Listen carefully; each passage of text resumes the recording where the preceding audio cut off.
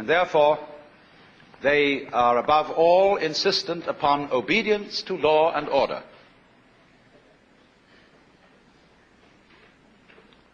If there should be democracy in the kingdom of God, that would seem to them the most subversive idea ever conceived. Now, I'm exaggerating this standpoint a little bit just for effect, because there are some subtle modifications which one can introduce theologically, but I won't go into them at the moment. Now, there are at least two other models of the universe which have been highly influential in human history. One is dramatic, where God is not the skillful maker of the world, standing above it as its artificer and king, but where God is the actor of the world, as an actor of a stage play, the actor who is playing all the parts at once. And this is essentially the Hindu model of the universe. Everybody is God in a mask.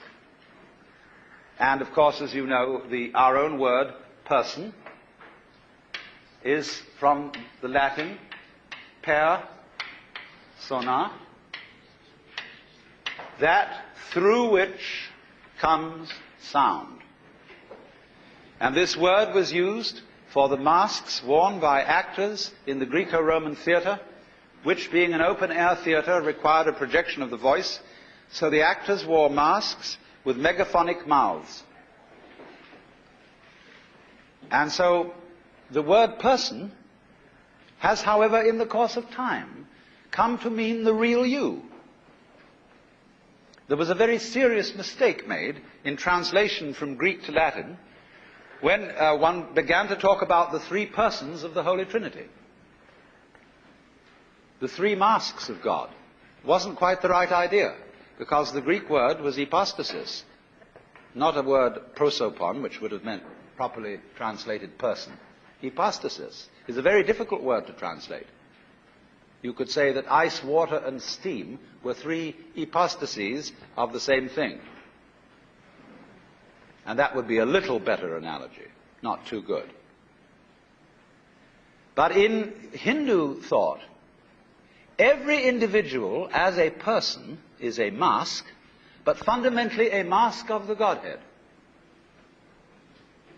A mask of a Godhead who, although the actor behind all parts, the player of all games, is indefinable for the same reason that you can't bite your own teeth. For the same reason that you can't look straight into your own eyes. You can never get at it, because it's the middle of everything. The circle whose center is everywhere and whose circumference is nowhere. Then a third model of the universe, which is characteristically Chinese, is that the world is an organism. And a world which is an organism has no boss, even no actor. Because you see, in any organism, there isn't really a boss or top organ. We are accustomed, of course, in our culture, to think of our heads as ruling the rest of the body. But there could well be an argument about this. I'm going to put up a case that the stomach is chief. Because the stomach, the sort of alimentary tract with a digesting process in it, is surely anterior to brains. There may be some sort of rudimentary nervous system attached to a stomach organization, but it's the more primitive you get, the more you get a little creature that eats. See? It's a sort of tube. And in go things at one end and out the other. And that, because that wears the tube out, the tube finds means of reproducing itself to make more tubes, so that this process of in and out can be kept up. But in the course of evolution, at one end of the tube is developed a ganglion, which eventually develops eyes and ears and has a brain in it. The better to scrounge around for food. And so the stomach point of view is that the brain is the servant of the stomach to help it scrounge around for food. But the other argument is this. True, the brain is a later development than the alimentary tract. But the alimentary tract is to the brain as John the Baptist to Jesus Christ, the forerunner of the big event. And the reason for all this scrounging around and stomach and stuff is eventually to evolve a brain. And man shall eventually live primarily for the concerns of the brain, that is, for art and science and all forms of culture, and the stomach shall be servant. Now, cynical people like dialectical materialists say that's a lot of hogwash. It's really all history is a matter of economics, and that's a matter of the stomach. It's a big argument, and you can't decide it. Because you can't, at this stage, have a stomach without a brain or a brain without a stomach. They go together like a back and a front. So the principle of organism is rather like this. An organism is a system of a differentiated system, but it has no parts. That is to say, the heart is not a part of the body in the sense that a distributor is part of an automobile engine. Because although surgeons are trying to treat the body as a machine with replaceable parts, they're having great difficulty doing this. They may succeed one of these days. But the difficulty is that these are not parts in the sense that they are screwed in. In other words, when the fetus arises in the womb, there are not a lot of mechanics in there who are lugging in hearts and stomachs and things and fitting them together and screwing them to each other. An organism develops like a crystal in solution or a photographic plate in chemicals. It develops all over at once, and there isn't a boss in it, because all of them act together in a strange way. It's a kind of orderly anarchy. And this is the Chinese view of the world, fundamentally. This principle of organic growth they call Tao. That's pronounced Dao. If it had an apostrophe after it, it would be pronounced Tao. But Dao is more or less the right pronunciation for that word. This Chinese word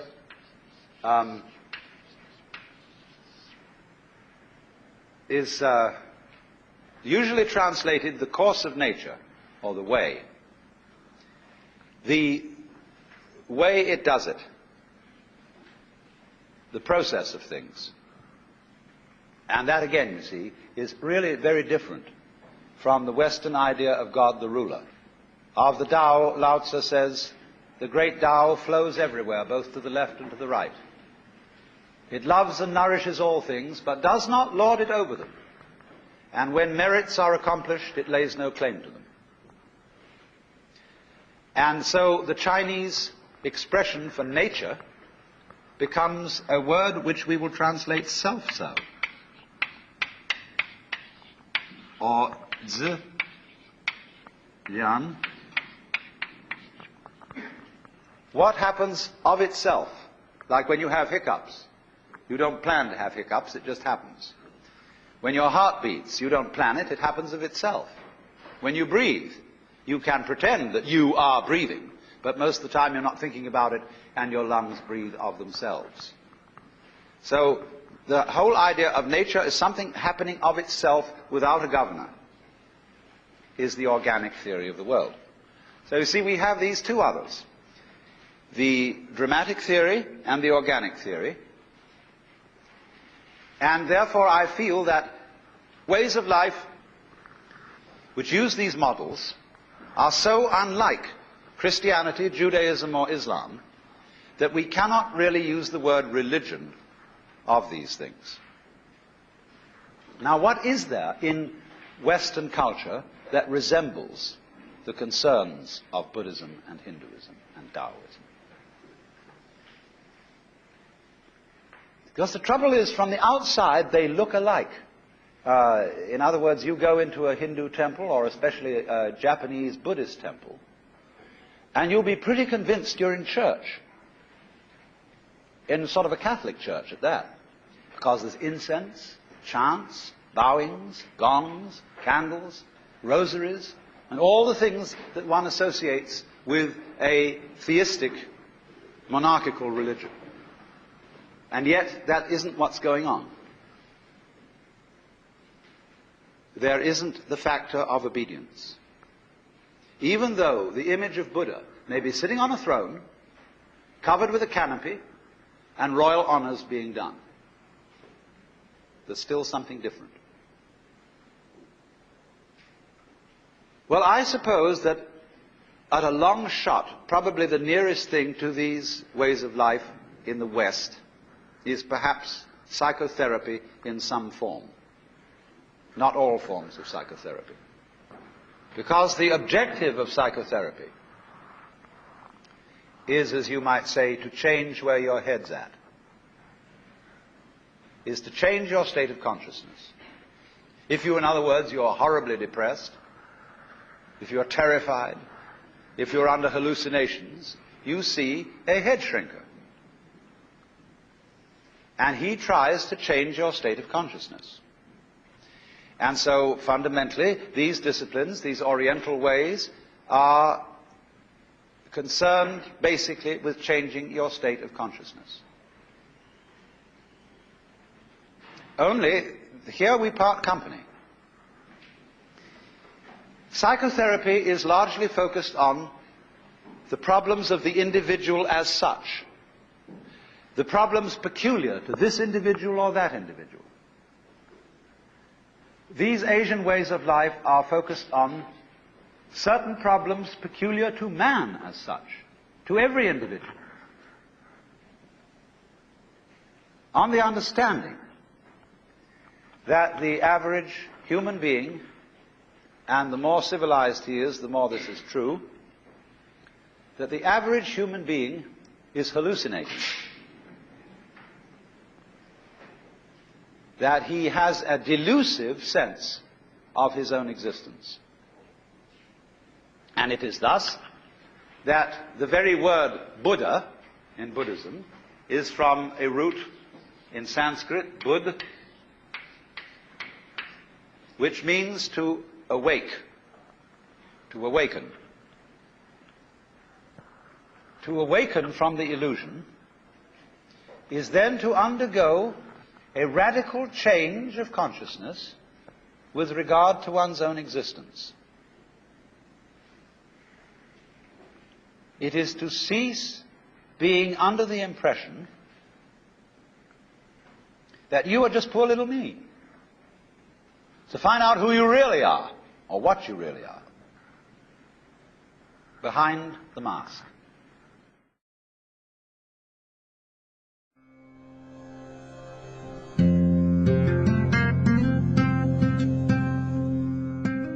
Your It continues with Session 12, The Veil of Thoughts.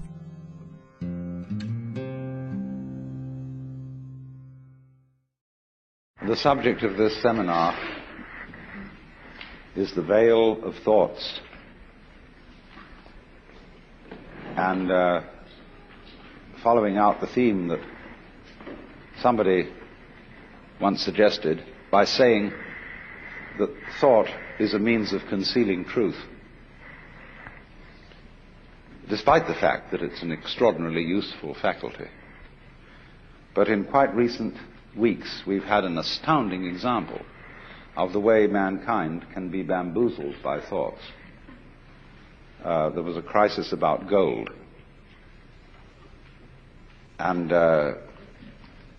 the confusion of money in any form whatsoever with wealth is one of the major problems from which civilization is suffering. Because way back in our development, when we first began to use symbols to represent the events of the physical world, we found this such an ingenious device that we became completely fascinated with it. And in ever so many different dimensions of life, we are living in a state of total confusion between symbol and reality. And the real reason why in our world today, where there is no technical reason whatsoever why there should be any poverty at all, the reason it still exists is people keep asking the question, where's the money going to come from? Not realizing that money doesn't come from anywhere and never did. Except if you thought it was gold. And then, of course, if to increase the supply of gold and use that to finance all the world's commerce, prosperity would depend not upon finding new processes for growing food in vast quantities, or getting nutrition out of the ocean, or getting water from atomic energy. No, it depends on discovering a new gold mine. And you can see what a nonsensical state of affairs that is. Because when gold is used for money, it becomes, in fact, useless. Gold is very useful metal for filling teeth, making jewelry, and maybe covering the dome of the Capitol in Washington. But the moment it is locked up in vaults in the form of ingots, it becomes completely useless. It becomes a false security, something that people cling to, like an idol, like a belief in some kind of big daddy-o God with whiskers who lives above the clouds. And all that kind of thing diverts our attention from reality. And we go through all sorts of weird rituals and get in the symbol. In other words, gets in the way of a practical life. So, it was, you remember the Great Depression. I expect a number of you here looking around are old enough to remember the Great Depression, when one day everybody was doing business and things were going along pretty well, and the next day there were bread lines. It was like someone came to work and they said to him, "Sorry, chum, but you can't build today. No building can go on. We don't have enough inches." He said, "What do you mean we don't have enough inches? We got wood, haven't we? We got metal, we even got tape measures." He said, "Yeah, but you don't understand the business world. We just haven't got enough inches, just plain inches. We've used too much of them." And that's exactly what happened when we had the Depression. Because money is something of the same order of reality as inches, grams, meters, pounds, or lines of latitude and longitude. It is an abstraction. It is a method of bookkeeping to obviate the cumbersome procedures of barter. But our culture, our civilization, is entirely hung up on the notion that money has an independent reality of its own. And this is a very striking, concrete example of what I'm going to talk about. Of the way we are bamboozled by our thoughts, which are symbols, and what we can do to become unbamboozled. Because it's a very serious state of affairs. Most of our political squabbles are entirely the result of being bamboozled by thinking. And it is to be noted that as time goes on, the matters about which we fight with each other are increasingly abstract. And the wars fought about abstract problems get worse and worse. We are thinking about vast abstractions, ideologies called communism, capitalism, all these systems, and paying less and less attention to the world of physical reality, to the world of earth and trees and waters, people, and so are, in the name of all sorts of abstractions, busy destroying our natural environment. Wildlife, for example, is having a terrible problem continuing to exist alongside human beings. Another example of this fantastic confusion is that not so long ago, the Congress voted a law imposing stern penalties upon anyone who should presume to burn the American flag. And they put this law through with a great deal of patriotic oratory, and quoting of poems and so on about Old Glory, ignoring the fact entirely that these same congressmen, by acts of commission or omission, are burning up that for which the flag stands. They are allowing the utter pollution of our waters, of our atmosphere, the devastation of our forests, and the increasing power of the bulldozer to bring about a ghastly fulfillment of the biblical prophecy that every valley shall be exalted, every mountain laid low, and the rough places plain. But you see, they don't notice the difference between the flag and the country. Or as Korzybski pointed out, the difference between the map and the territory. Now, however, I think we should begin by talking a little bit about when we use the word physical reality as distinct from abstraction, what are we talking about? Because you see, there's going to be a fight about this, philosophically. If I say that the final reality that we're living in is the physical world, a lot of people will say that I'm a materialist, that I'm unspiritual, and that I think too much of an identification of the man with the body. Any book that you open on yoga or Hindu philosophy will have in it a declaration that you start a meditation practice by saying to yourself, I am not the body. I am not my feelings. I am not my thoughts. I am the witness who watches all this and is not really any of it. And so if I were to say then that the physical world is the basic reality, I would seem to be contradicting what is said in these Hindu texts. But it all depends on what you mean by the physical world. What is it? First of all, it must be pointed out that the idea of the material world is itself philosophical. It is in its own way a symbol. And so if I take up something that is generally agreed to be something in the material world, and I argue that this is material, of course it isn't.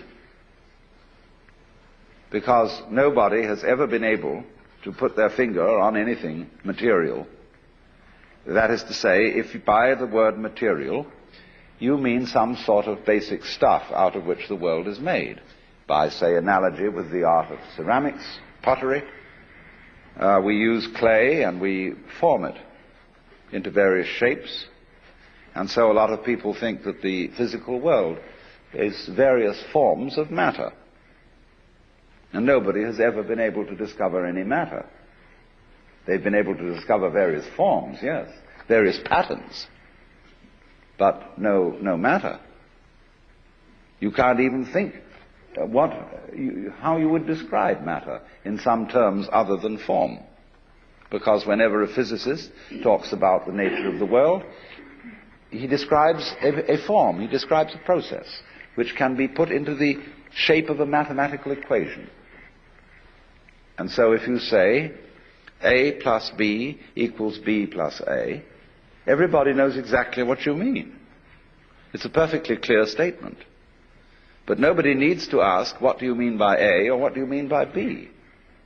Or if you say 1 plus 2 equals 3, that's perfectly clear. But you don't need to know 1 what, 2 what, or 3 what. And all our descriptions of the physical world have the nature of these formulae, numbers. They are simply mathematical patterns, because what we're talking about is pattern. But it's pattern of such a high degree of complexity that it's very difficult to deal with it by thinking. In science, we really work in two different ends of the spectrum of reality.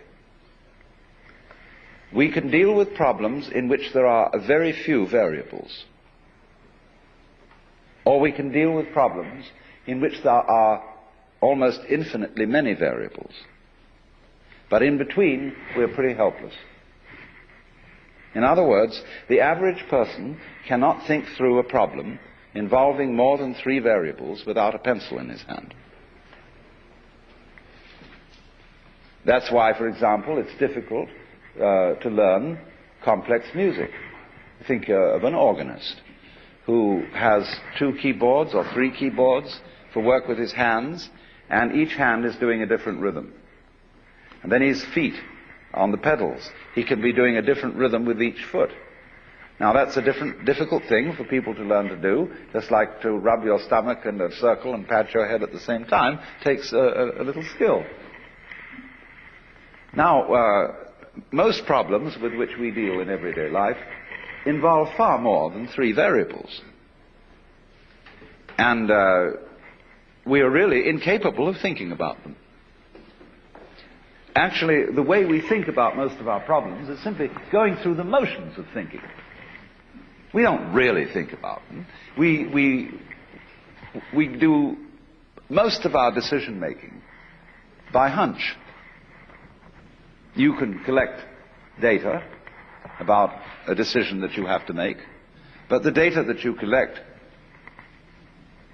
has the same sort of relation to the actual processes involved in this decision as a skeleton to a living body. It's just the bones. And there are all sorts of entirely unpredictable possibilities involved in every decision. And you don't really think about it at all. The truth of the matter is that we are as successful as we are, which is surprising, the degree to which we are successful in conducting our everyday practical lives, because our brains do the thinking for us in an entirely unconscious way. The brain is far more complex than any computer. The brain is, in fact, the most complex known object in the universe, because our neurologists don't understand it. They have a very primitive conception of the brain and admit it. And therefore, if we do not understand our own brains, that simply shows that our brains are a great deal more intelligent than we are. Meaning by we, the thing that we have identified ourselves with. Instead of being sensible and identifying ourselves with our brains, we identify ourselves with a very small operation of the brain, which is the faculty of conscious attention, which is a sort of radar that we have that scans the environment for unusual features. And we think we are that, and we are nothing of the kind. That's just a little trick we do. So, actually, our brain is analyzing all sensory input all the time. Analyzing all the things you don't notice, don't think about, don't have even names for. And so it is this marvelous complex goings-on which is responsible for our being able to adapt ourselves intelligently to the rest of the physical world. The brain is furthermore an operation of the physical world. But now you see, though, we get back to this question. Physical world. This is a concept. This is simply an idea. And if you want to ask me to differentiate between the physical and the spiritual, I will not put the spiritual in the same class as the abstract. But most people do. They think that 1 plus 2 equals 3 is a proposition of a more spiritual nature than, say, for example, a tomato. But I think a tomato is a lot more spiritual than 1 plus 2 equals 3. This is where we really get to the point. That's why in Zen Buddhism, when people ask what is the fundamental principle of Buddhism, you could very well answer a tomato. Because look how, when you examine the material world, how diaphanous it is. It really isn't very solid. A tomato doesn't last very long. Nor, for that matter, do the things that we consider most exemplary of physical reality, such as mountains. The poet says, "The hills are shadows, and they flow from form to form, and nothing stands." Because the physical world is diaphanous. It's like music. When you play music, it simply disappears. There's nothing left. And that, for that very reason, it is one of the highest and most spiritual of the arts, because it is the most transient. And so, in a way, you might say that transiency is a mark of spirituality. A lot of people think the opposite, that the spiritual things are the everlasting things. But you see, the more a thing tends to be permanent, the more it tends to be lifeless. Nothing is so dead as a diamond. And yet, this imagery, the idea of the most mineral objects being the most permanent, and so they get associated with the spiritual. Jesus Christ is called the Rock of Ages. And even the Buddhists have used the diamond, the Vajra, as an image of the fundamental reality of the universe. But the reason why they used diamond was not that it was hard, but that it was completely transparent, and therefore afforded a symbol of the void, which everything fundamentally is. Not meaning that there simply is nothing there, but the void means that you cannot get any idea which will sufficiently define physical reality. Every idea will be wrong, and in that sense it will be void. So then, the physical world, we can't even find any stuff out of which it's made. We can only recognize each other, and I say, well, I realize that I met you before and that I see you again. But the thing that I recognize is not anything really except a consistent pattern. Let's suppose I have a rope, and this rope begins by being manila rope. Then it goes on by being cotton rope. Then it goes on with being nylon. Then it goes on with being silk. So I tie a knot in the rope, and I move the knot down along the rope. Now, is it, as it moves along, the same knot or a different knot? We would say it was the same, because you recognize the pattern of the knot. But at one point it's manila, at another point it's cotton, at another point it's nylon, and another it's silk. And that's just like us. We are recognized by the fact that one day you face the same way as you did the day before. And people recognize your facing. So they say that's John Doe or Mary Smith. But actually the contents of your face, whatever they may be, the water, the carbons, the chemicals, are changing all the time. You're like a whirlpool in a stream. The stream is doing this consistent whirlpooling, and we always recognize, like at the Niagara, the whirlpool is one of the sights. But the water is always moving on. And we are just like that, and everything is like that. So there's nothing in the physical world that is what you might call substantial. It's pattern. And this is why it's so spiritual. To be non-spiritual is not to see that. In other words, it is to impose upon the physical world the idea of thingness, of substantiality. That is to be, in the sense that the Hindus use it, that is to be involved in matter, to identify with the body. To believe, in other words, that the body is something constant, something tangible. The body is really very intangible. You cannot pin it down. It's all falling apart, furthermore. And we're aging, getting older, and so therefore, if you cling to the body, you will be frustrated. So the whole point is that the material world, the world of nature, is marvelous, so long as you don't try to lean on it, so long as you don't cling to it. And if you don't cling to it, you can have a wonderful time with it. Let's take for a very controversial issue. All spiritual people are generally against lovemaking. Ramakrishna used to speak about the evils of woman and gold. I've already demonstrated the evils of gold. But what about the evils of woman? In my point of view, yes, women can be a source of evil if you attempt to possess them.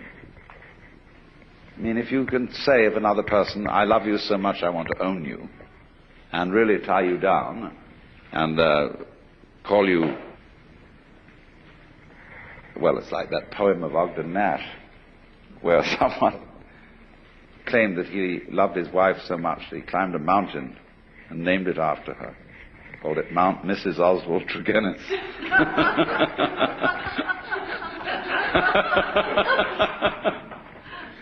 And so, in other words, if you try to possess people and you make your sexual passion possessive in that way, then of course you are trying to cling to the physical world. But you see, women are in a way much more interesting if you don't cling to them, if you let them be themselves and be free. And in my opinion, you can have a very spiritual sex life if you are not possessive. But if on the other hand you are possessive, then you're in trouble. So, but you know, the average Swami won't agree with that, because he confuses, by thinking that the body that I touch is something evil. He's hung up with it. It's like the story of the two Zen monks who were crossing a river, and it was the ford was very deep because of the flood, and there was a girl trying to get across, and one of the monks immediately picked her up, threw her over his shoulder and carried her across, put her down on the other side, and then the monks went one way and she went another. And the other monk had been in a kind of embarrassed silence, which he finally broke, and he said, do you realize that you broke a monastic rule by touching and picking up a woman like that? And he said, oh, but I left her on the other side of the river and you're still carrying her.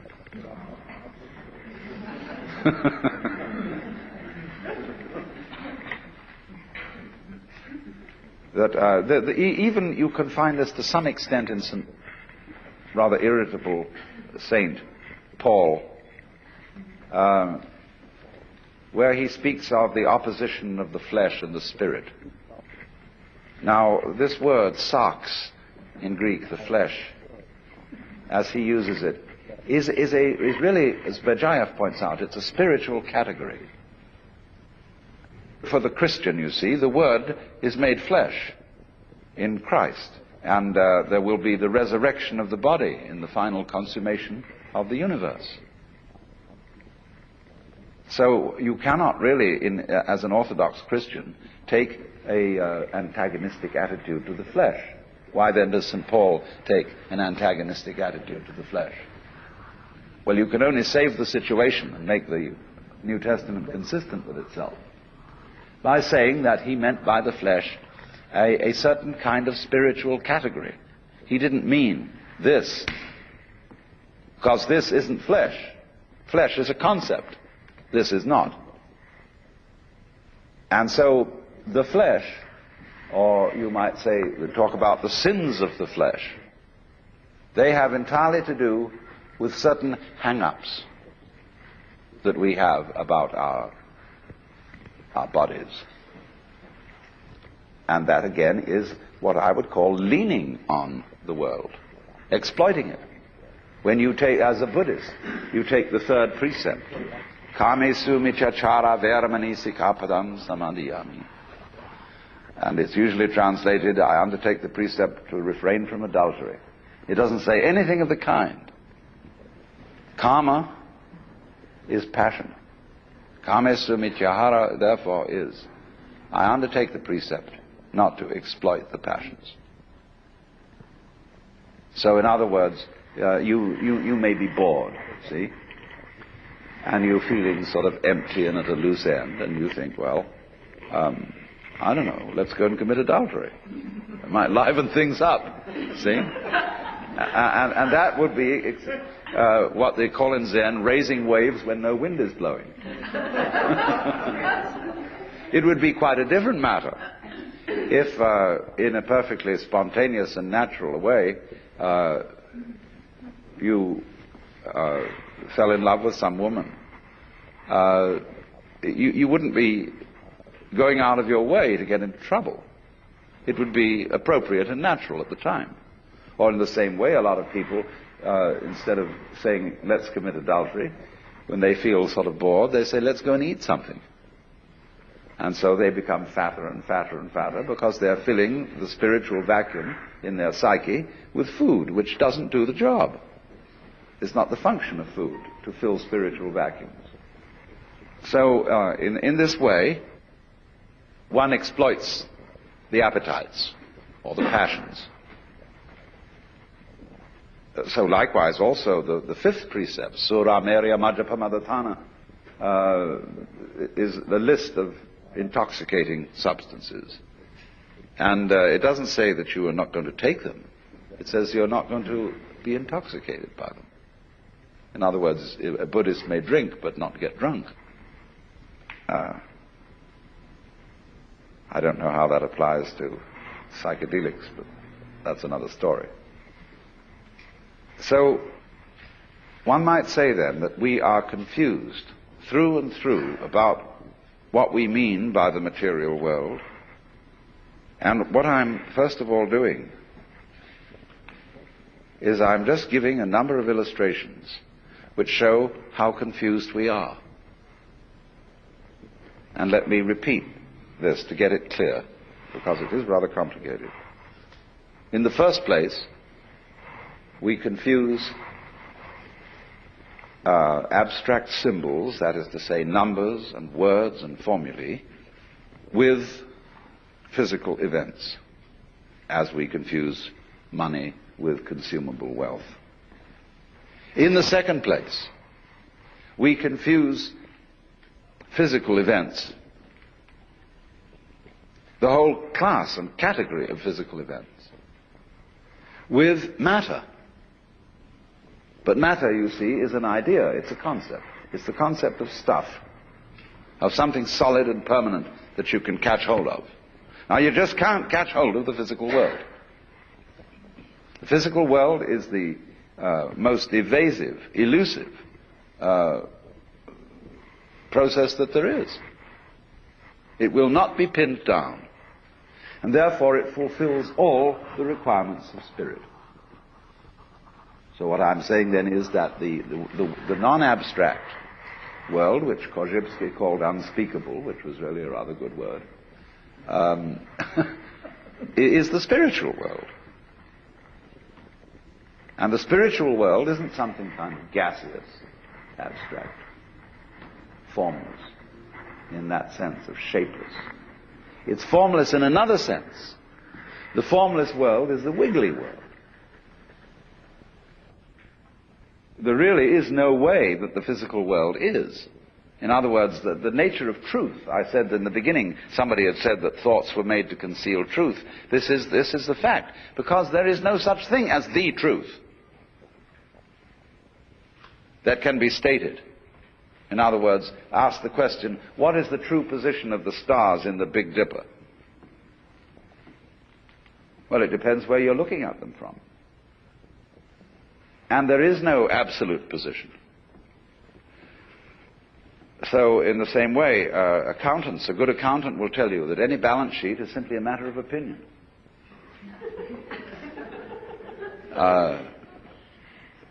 There's no such thing as the true state of affairs of a business. But we're all hooked on the idea that there is, you see, an external objective world, which is a certain way. And that it really is that way. History, for example, is a matter of opinion. History is an art, not a science. It's something constructed, which is accepted as a more or less satisfactory explanation of events, which, as a matter of fact, don't have an explanation at all. Most of what happens in history is completely irrational. But people always have to feel that they've got to find a meaning. For example, you get sick, and you've lived a very good life, and you've been helpful to other people and done all sorts of nice things. Then you get cancer. And you say to the clergyman, why did this have to happen to me? And you're looking for an explanation, and there isn't one. It just happened that way. But people feel if they can't find an explanation, they feel very, very insecure. Why? Because they haven't been able to straighten things out. The world is not that way. So the truth, in other words, what is going on, is, of course, a lot of wiggles. But the way it is always in relation to the way you are. In other words, however hard I hit a skinless drum, it will make no noise. Because noise is a relationship between a fist and a skin. So in exactly the same way, light is a relationship between electrical energy and eyeballs. It is you, in other words, who evoke the world, and you evoke the world in accordance with what kind of a you are, what kind of an organism. One organism evokes one world, another organism evokes another world. And so everything, reality is a kind of relationship. So once one gets rid of the idea of the truth as some way the world is in a fixed sense, say it is that way, see? Then you get to another idea of the truth altogether. The idea, the truth that cannot be stated, the truth that cannot be pinned down. And then that is the kind of truth that is God. When we speak of God as the reality that exceeds all thoughts, that surpasses all definitions, that is infinite, unbounded, eternal, immeasurable in terms of time. That's what we're talking about. We're not talking about a gaseous vertebrate or a huge, vast void without any wiggles in it. All gas. We put it another way altogether. The truth that cannot be pinned. Well, now, in the first talk, I was explaining that the theme of this seminar was the problem of how thoughts protect us from truth and what to do about it. And showing various ways in which the symbolizing process, which we call thinking, the use of signs, words, symbols, numbers to represent what's going on in the external world or the world of nature, leads us into a curious confusion that we confuse the symbolic process with the actual world. And the temptation to do this arises from the extraordinary relative success that we have had in controlling the world of nature with the power of thought. But I don't know if it's ever struck you that we really don't know whether we have successfully controlled it or not. It could be argued, a very strong case could be made, that the entire intellectual venture of civilization has been a ghastly mistake, and that we are now on a collision course, and that all the vaunted benefits of intelligence, technology, and all that is simply going to draw the human race to an extremely swift conclusion. Of course, that might not be a bad thing. I've sometimes speculated on the idea that all stars have been created out of planets. and that these planets developed high civilizations, which eventually understood the secrets of nuclear energy, and naturally blew themselves up. And in the process, these stars flung out lumps of rock as they blew up, which eventually spun around them and became planets all over again. And that this is the actual method of genesis of the universe, which would accord, of course, with the Hindu cosmology, where it is where time and the events in time are invariably looked upon as a process of progressive deterioration through the cycles of each kalpa, in which things get worse and worse as time goes on, until it can't stand itself anymore, and it blows up, and after a period of rest and recuperation, begins all over again. Why do we somehow have a distaste for a theory of time which runs in that direction? I mean, would you rather have a rhythm that goes meow, zip, meow, zip, or the one that goes yip, boom, yip? See, I mean, which is it?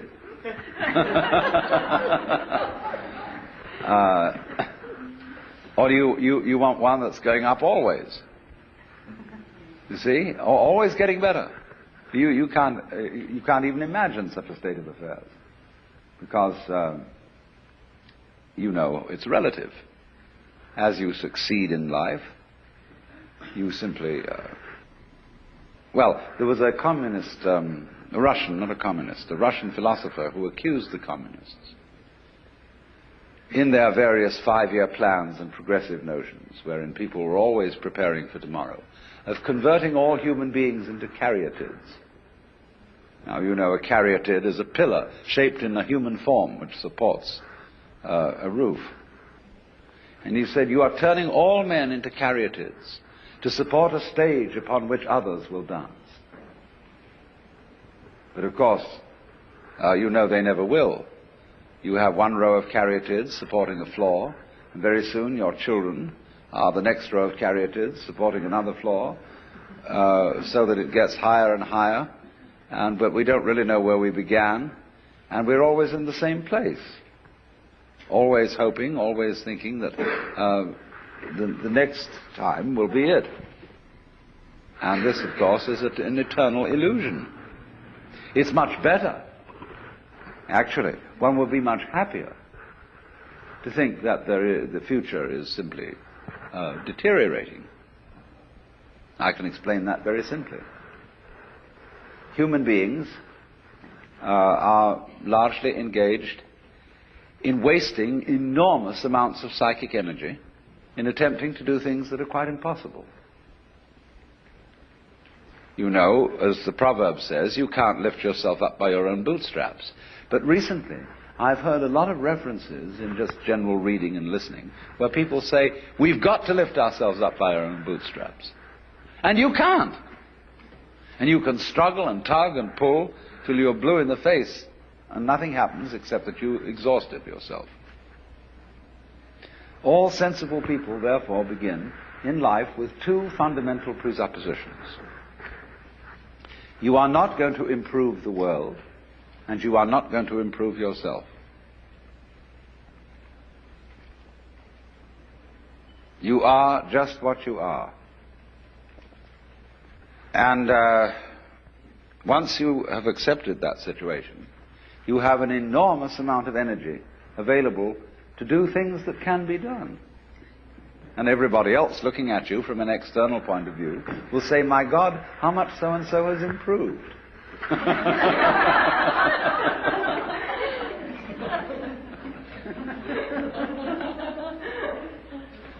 But I know, I mean, hundreds of my friends are at work on enterprises to improve themselves by one religion or another, one therapy or another, this system, that system, and I'm desperately trying to free people from this.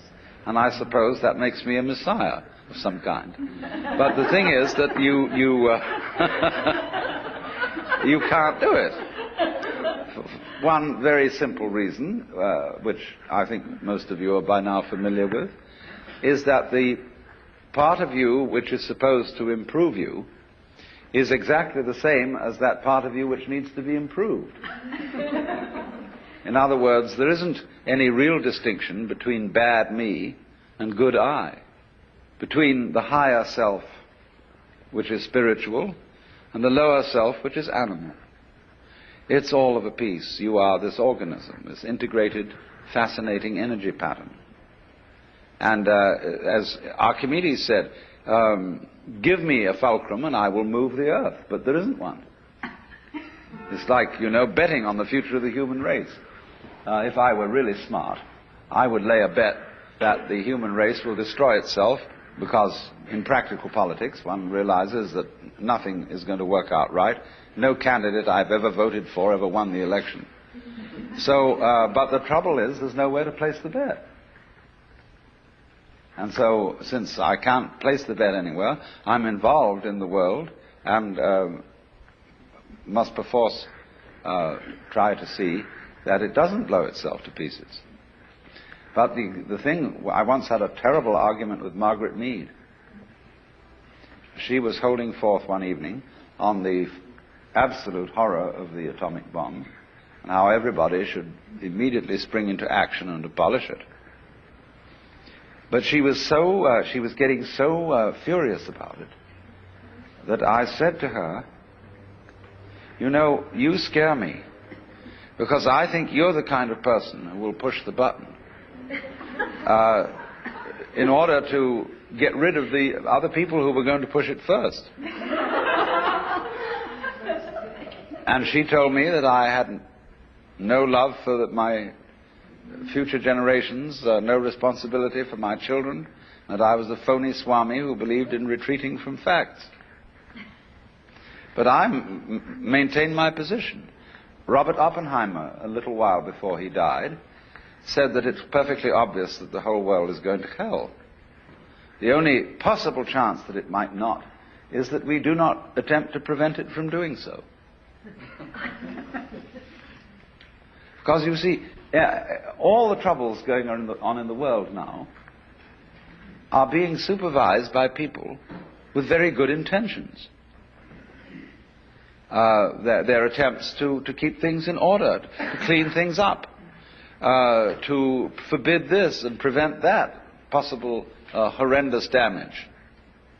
And the more we try, you see, to put everything to rights, the more we make fantastic messes.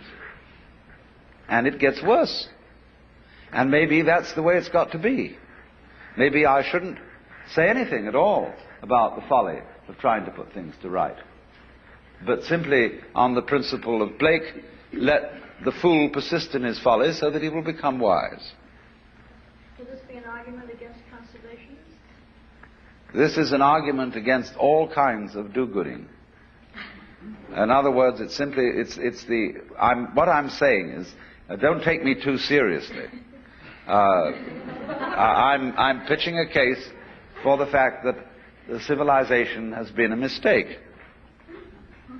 That it would be much better to leave everything alone. That the wild animals are wiser than we, in that they, putting it in our crude and not very exact language, they just follow their instincts. And if a moth mistakes a flame for the signal on which it gets a mating call and flies into the flame, so what? That just keeps the moth population down. And the moth doesn't worry. It doesn't go buzzing around in a state of anxiety, wondering whether this sex call is the real thing or just a flame. It doesn't think consciously about the future. At least we suppose this is so. Maybe it does, but we suppose that it doesn't. And therefore it isn't troubled. And but the species of moths goes on and on and on.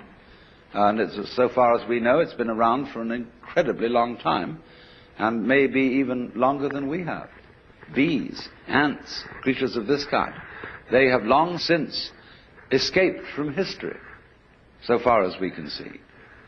In other words, they live a settled existence, which you might consider rather boring, because it doesn't have constant change in the way that we do. They live the same rhythm again and again and again and again, but because they don't bother to remember it consciously, it never gets boring. And because they don't bother to predict, they're never in a state of anxiety. And yet they survive. Now we, who look before and after, as Emerson says, and predict, and are always concerned whether this generation is going to be better or worse than the one that came before, we are tormented.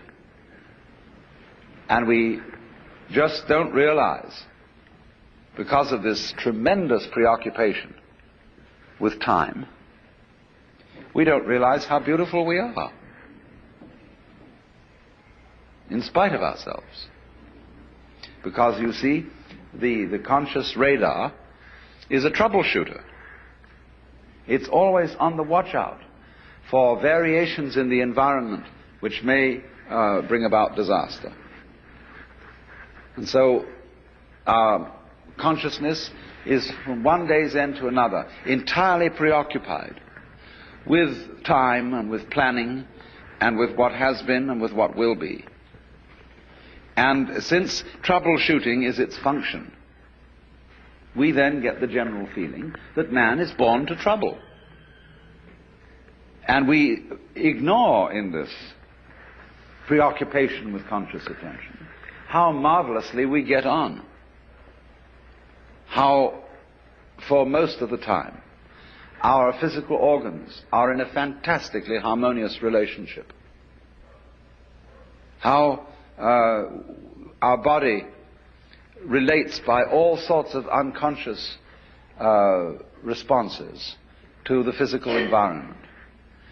So that if you became aware of all the adjustment processes that are being managed spontaneously and subconsciously by your organism, you would find yourself in the middle of great music.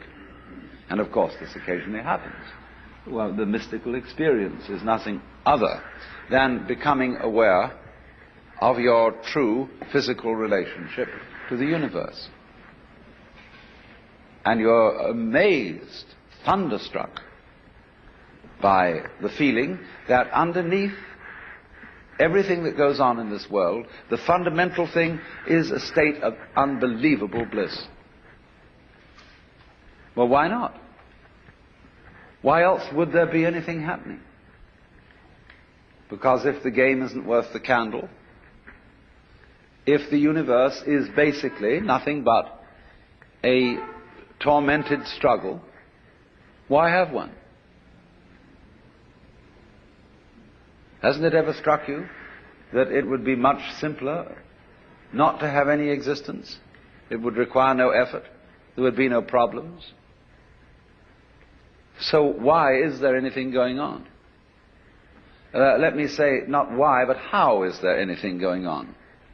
Because if it's all fundamentally a drag, I just don't see any reason for its being.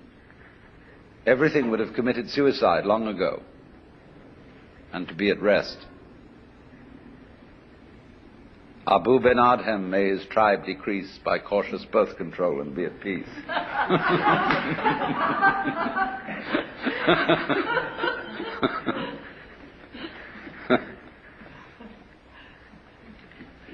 So, we might work on this possibility, then, that civilization is a mistake, and that we've taken completely the wrong track, and should have left things to nature, as it were. And of course this is the same problem that is brought up in the book of Genesis. Actually, the fall of man in Genesis is his venture into technology. Because in the Bible, the Hebrew words for the knowledge of good and evil are connected with techniques. What is technically expeditious and what is not. Words connected with actually metallurgy. And to be as God, you see.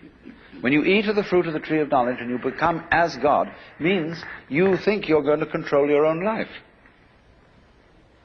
And God says, okay, baby, you wanted to be God, you try it. But the trouble with you is you've got a one-track mind. And therefore you can't be God. To be God, you have to have a infinitely many-tracked mind, which is, of course, what your brain has, you see. The brain is infinitely many-tracked, but consciousness is not. It's one-tracked. As we say, you can only think of one thing at a time. And you cannot take charge of the universe with that kind of a consciousness, because there's too much of it. As I explained before, too many variables. And our science can take care of a few variables, or of an enormous number of variables, as in quantum mechanics, by statistical methods. As we can use statistical methods to predict that most people will live to be 65 years old, at least, but we cannot say of any given individual whether he will live to 65 or not. That's what we wanted to know. But the problem is that the variables on each individual are too complicated. And we have not yet, you see, developed a science which can deal with, say, 50, 100, or 500 variable systems. It's too complicated to think about. The computers are going to help us. But as yet, we're either on the low number or the extremely high number. And these are outside the range of the problems with which we are really concerned. That's why, for example, a lot of people have taken to using the I Ching, the Book of Changes. Because if you're tossing a coin to make your decisions, and everybody does fundamentally make their decision by tossing coins, it's better to have a 64-sided coin than a two-sided coin. The I Ching gives you 64 possibilities of approach to any given decision instead of just two, yes or no. It's based on yes or no, because it's based on the yang and the yin. But in the same way that computers, digital computers, use a number system which consists only of the figures 0 and 1, out of which you can construct any number. And this was invented by Leibniz, who got it from the Book of Changes. It's amazing how this book is somehow always with us. But this then is a way of helping your own multivariable brain arrive at decisions, cooperating with your own mind. Because then again, after you've tossed your 64-sided coin, the oracle that you read, that explains each particular hexagram in the Book of Changes, is a sort of Rorschach blot. It is very laconic remarks into which everybody reads just exactly what they want to read. But that helps you make a decision by the fact that you don't really have to accept responsibility for it. See, then you can say, it told me.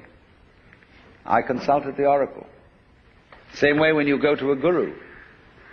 You say, my guru is very wise and he has instructed me to do this, that and the other. But it was you who decided on this guru. How did you know he was a good one?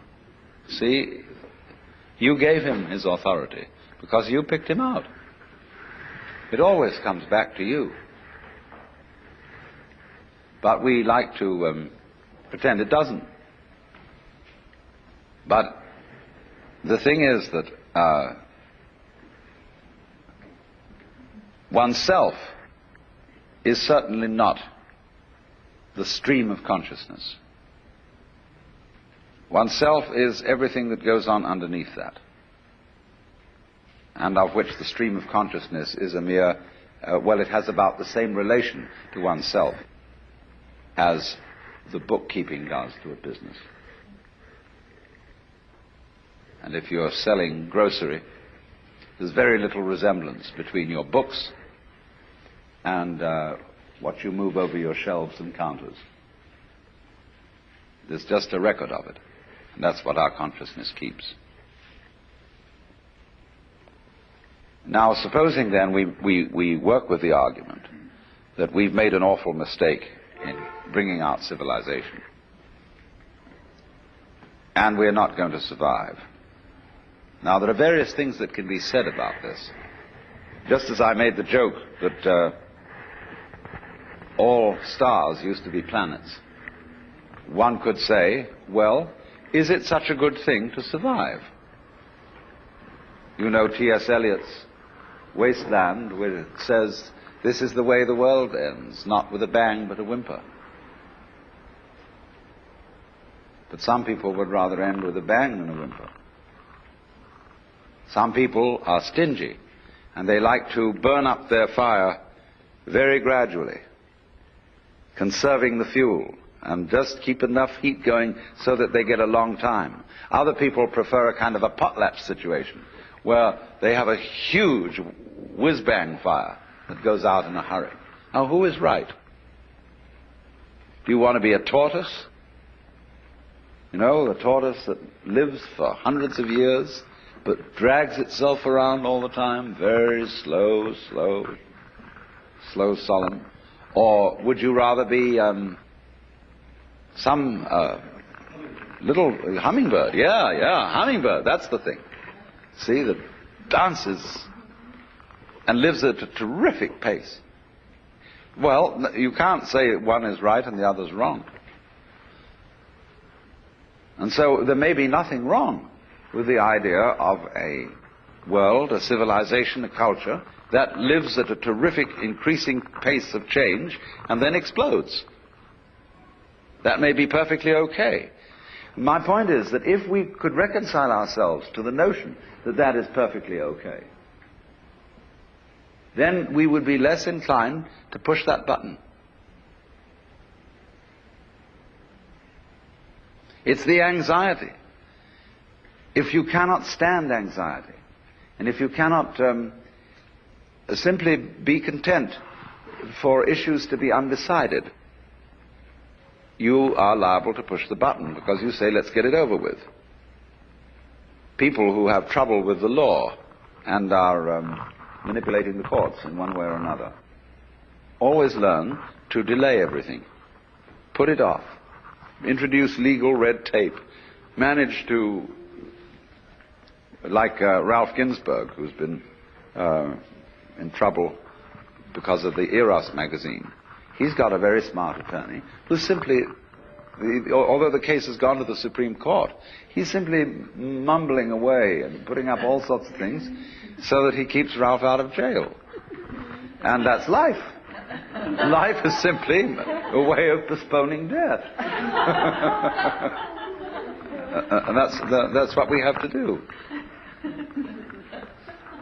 So then, let's say, well, civilization wasn't really a mistake. It was just as natural as anything else. A being that exists under conditions of illusion, that imagines that it's controlling its own destiny, that thinks it's capable of improving itself, and by virtue of this illusion destroys itself rapidly in an interesting way. You see? Let's suppose that's what we are. But you still come back to the point that you are spending an enormous amount of energy in doing things that can't be done. That is to say, tugging at the bootstraps. And if you find this frustrating, if you really don't like it, you don't have to do it. You can stop. And the paradox is that when you stop, you become happier and more energetic. People always wondered about the Calvinists, because Calvinists believed that from the beginning of time, God had foreordained who was to be saved and who was to be damned. And you have no choice. Predestination. Therefore, the logical assumption would be that people who believed in predestination would be laissez-faire. They'll just sit and wait. There's nothing we can do about it. But Calvinists were quite other than that. They were very energetic people. Too energetic. Very, very vigorously moral. They gave us the Protestant ethic. But they believed in predestination. Because, you see, they simply had all the psychic energy which Catholics were dissipating upon wondering whether they were saved or not. See? And being in a state of fear and trembling about, have I made the right decision? Did I act rightly? And so on. So they didn't have as much energy as the Calvinists. So then in this day and age, we say, in the line of thought of psychiatry or of most schools of psychotherapy, it's important for you to accept yourself rather than to be in conflict. Get with yourself. But everybody says but, because nobody dares take that too far. There's always a little bit of reservation on the end of it. It's like, I've never heard a preacher to this day give a sermon on the passage in the Sermon on the Mount which begins, be not anxious for the morrow. They do occasionally refer to it and say, well, that's all very well for Jesus. But the actual putting into practice of this, nobody will agree with. They say it's not practical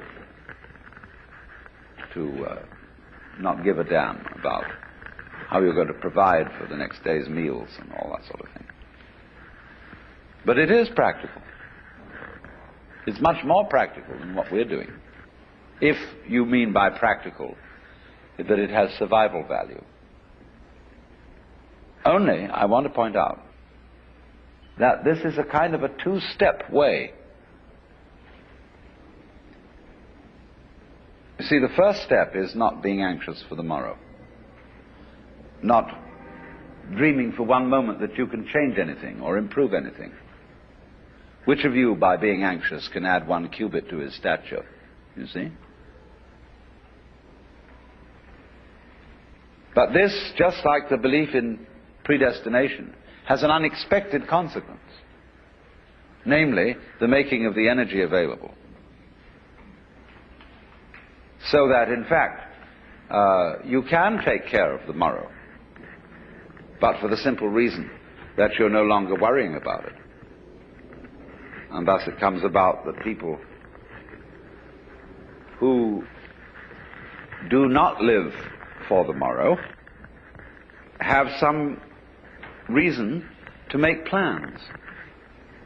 But those who live for the morrow have no reason to make plans for anything, because they never catch up with tomorrow, because they don't live in the present. They live for a future which never arrives. And that is very stupid. But you see, all this is said in quite another spirit than the spirit of sermonizing. I'm not talking at all about something you should do. All I'm doing is explaining a situation, and you can do anything you like about it. Actually, you know, you cannot lift yourself up by your own bootstraps, however hard you try. And I'm merely pointing out that it can't be done. I'm not saying that you shouldn't try, because it may be your lifestyle to be constantly attempting to do things that can't be done. I do this in a way because all poets do it. The poet is always trying to describe what cannot be said. And he gets close, you know. He often really gives the illusion that he's made it. And that's a great thing, to be able to say what can't be said. I'm trying to say, to express the mystical experience. And it just can't be done. And therefore, everything I'm saying to you is a very elaborate deception. I'm weaving all kinds of intricate nonsense patterns, which sound as if they were about to make sense. And they don't really. But you see, we could take that to another level and say, well, that's just life. Once I was talking with Fritz Perls at the Esalen Institute, and he said, the trouble with you is you're all words.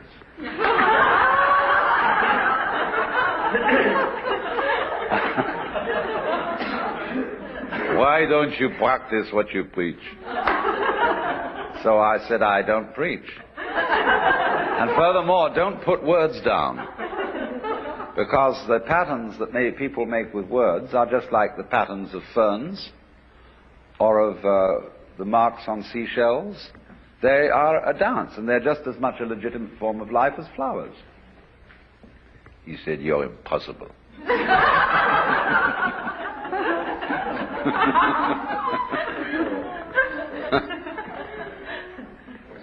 But you see, that's very important, and that is why in certain forms of methods of meditation and religious rituals, we use words in a way that is not ordinarily in accord with the use of words. Words are normally used to convey information. But in religious rituals, words are not used to convey information. Words are used musically for the sake of sound. And this is a method of liberating oneself from enthrallment with words. When you say any ordinary word, just take a word like body, see? And you say it once, and it seems to be quite sensible. But say it 4 or 5 times. Body, body, body, body, body, body. And you think, what a funny noise. Isn't that curious? Or apple dumpling. Apple dumpling, no? That's kind of a nice sound. Apple dumpling. And so in one of the great methods of meditation, which is called mantra yoga, the use of sound for liberating consciousness, is precisely that. You take all sorts of nonsense and chant it, and you concentrate on these sounds, quite apart from anything that they may mean. See, this is why the Catholic Church has made a ghastly mistake in having Mass celebrated in the vernacular. Now, everybody knows what it means, and it really wasn't so hot after all. And whereas while it was in a tongue that was completely incomprehensible, it had this sense of mystery to it. And furthermore, if you knew how to use it as a sadhana, a method of meditation, you could do very well. All monks were trained when they recited the divine office. They would explain to a novice, don't think about the meaning of the words. Just say the words with your mouth and keep your consciousness on the presence of God. They used it that way, see? So it's a very good thing then to use words in this way to overcome slavery to words. I've just written a book of nonsense ditties which are to be used in this way to get the rhythm going, which is an incantation, which is a way of getting beyond the bondage of thought. Because you see, you cannot think without words. You can use numbers and a few things like that, but if you preoccupy your consciousness with meaningless words, that very simply stops you from thinking. And then you dig the sound. Do you know what it is to dig the sound of anything? Anybody who's had a psychedelic experience knows exactly what this means. That I can only call it, you go down into sound, and you listen to that vibration, and you go into it and into it and into it, And you suddenly realize that that vibration that you're listening to, or singing, is what there is. That's the energy of the cosmos. That's what's going on. And everything that's going on is a kind of a pulsation of energy, which in Buddhism is called suchness, or thatness, ta-ta-ta. You see, what's da-da-da, da-da-da, da-da-da, da-da, da-da-da, da-da-da, da-da-da, da-da. And that's what we're all doing. Only we look around and, here we all are, we're people, we've got faces on, and we talk, and we're supposed to be making sense. But actually, we're just going da-da-da, da-da-da, da-da-da, da-da, in very complicated ways, you see? And playing this life game. And the thing is that if we don't get with it, it passes us by. That's all right. You can miss the bus. It's your privilege. You see? But it really is a great deal to go with the dance and know that that's what you're doing.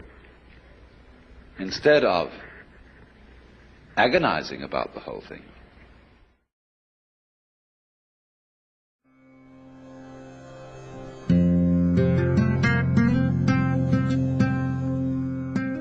Your It continues with session 13, Mind over Mind.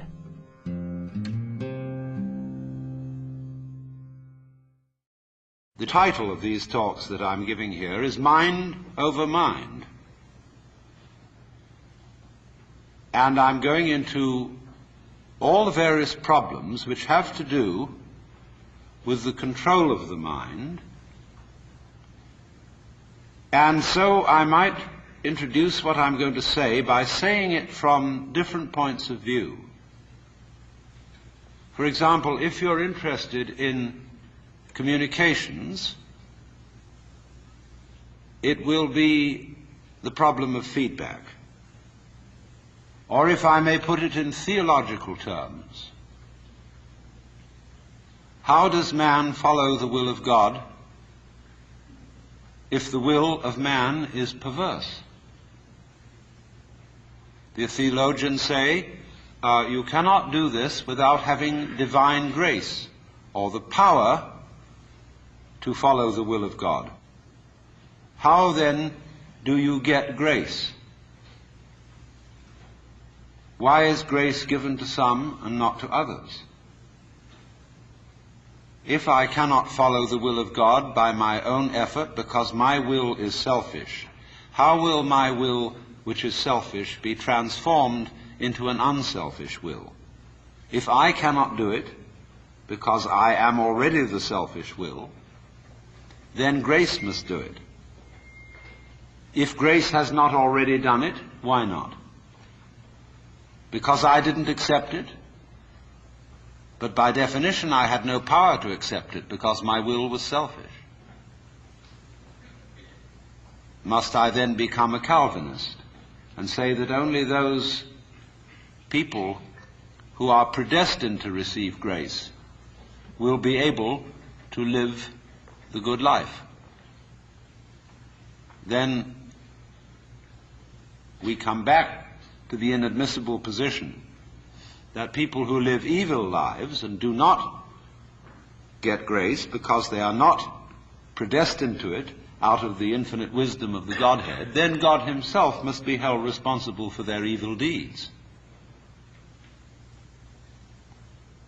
And so that is a nice little tangle. If I put this in the language of Oriental philosophy and religion, it would be something like this. The Buddha said that wisdom must come only from the abandonment of selfish craving or desire. One who abandons that desire attains nirvana, which is supreme peace, liberation. Nirvana means, in Sanskrit, blow out. That is, exhale the breath. The opposite, desire, is to breathe in. Now, if you breathe in and hold it, you lose your breath. But if you breathe out, it comes back to you. So the principle here is, if you want life, don't cling to it. Let go. But the problem is, if I desire not to desire, is that not already desire? How can I desire not to desire? How can I surrender myself when myself is precisely an urge to hold on, to cling to life, to continue to survive? I can see rationally that by clinging to myself I may strangle myself. I may be like a person who has a bad habit, as a result of which he is committing suicide. And he knows that, but can't give it up, because the means of death are so sweet. So it all comes down to this basic question, that human beings have for a long, long time been concerned about transforming their minds. Is there any way in which one's mind can be transformed? Or is it simply a process which is nothing more than a vicious circle? I could ask, why have you come here this afternoon? What were you looking for? Would it be too presumptuous of me to say that you were looking for help? That you hoped you would hear somebody who had something to say that would be of help and relevance to you as members of a world which is running into the most intense difficulty. A world beset by a complex of problems, any one of which would be bad enough. But when you add together all the great political, social, and ecological problems with which we are faced, they are appalling. And one naturally says, the reason why we are in such a mess is not simply that we have wrong systems for doing things, whether they be technological, political, or religious, but we have the wrong people. The systems may be all right, but they are in the wrong hands because we are all, in various ways, self-seeking, lacking in wisdom, lacking in courage, afraid of death, afraid of pain, unwilling really to cooperate with others, unwilling to be open to others. And we all think that's too bad. It's me that's wrong. And if only I could be the right person. Is this man going to tell me something that will help me to change myself so that I will be a more creative and cooperative member of the human race? I would like to improve. So in so many people's minds and from so many different angles, there is this urgent feeling that I must improve me. And this is critically important, because it's obvious that, at least it's superficially obvious, that the way things are, we are going to hell fast. Now, in this question, can I improve me? There is the obvious difficulty that if I am in need of improvement, the person who's going to do the improving is the one who needs to be improved. And there immediately we have a vicious circle. All right, you want grace? Well, ask God, maybe he'll give it to you. And the theologian will tell you, yes, God gives his grace freely. He gives it to all because he loves all. It's here like the air. All you have to do is receive it. Or a more orthodox, a Catholic Christian would say, all you have to do is to be baptized. to take the Holy Sacrament of the altar, the bread and wine, the body and blood of Christ, and there is the grace right there. And it's given by these simple physical means so that it's very easily and readily available. Well, a lot of people got baptized, and it doesn't always take. People fall from grace. Why do they? You see, we're just talking about the same old problem, but we've put it a step up. But it's the same problem. How can I improve myself? Was the first problem. The second problem is, how can I accept grace? They're both the same problem. Because you've got to make a move which will put yourself out of your own control into the control of a better. If you don't believe in the Christian kind of a God, you can believe in the Hindu kind of a God, who is your inner self. You see, you've got a lower self, which you can call your ego. That's that little scoundrelous fellow that's always out for me.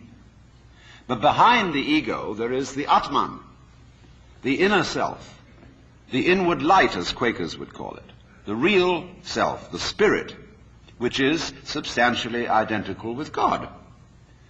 So you've got to meditate in such a way that you identify with your higher self. Now, how do you do that? Well, you start by watching all your thoughts very carefully, watching your feelings, watching your emotions, so that you begin to build up a sense of separation between the watcher and what is watched. So that you are, as it were, no longer carried away by your own stream of consciousness. You remain the witness, impassively, impartially, suspending judgment and watching it all go on.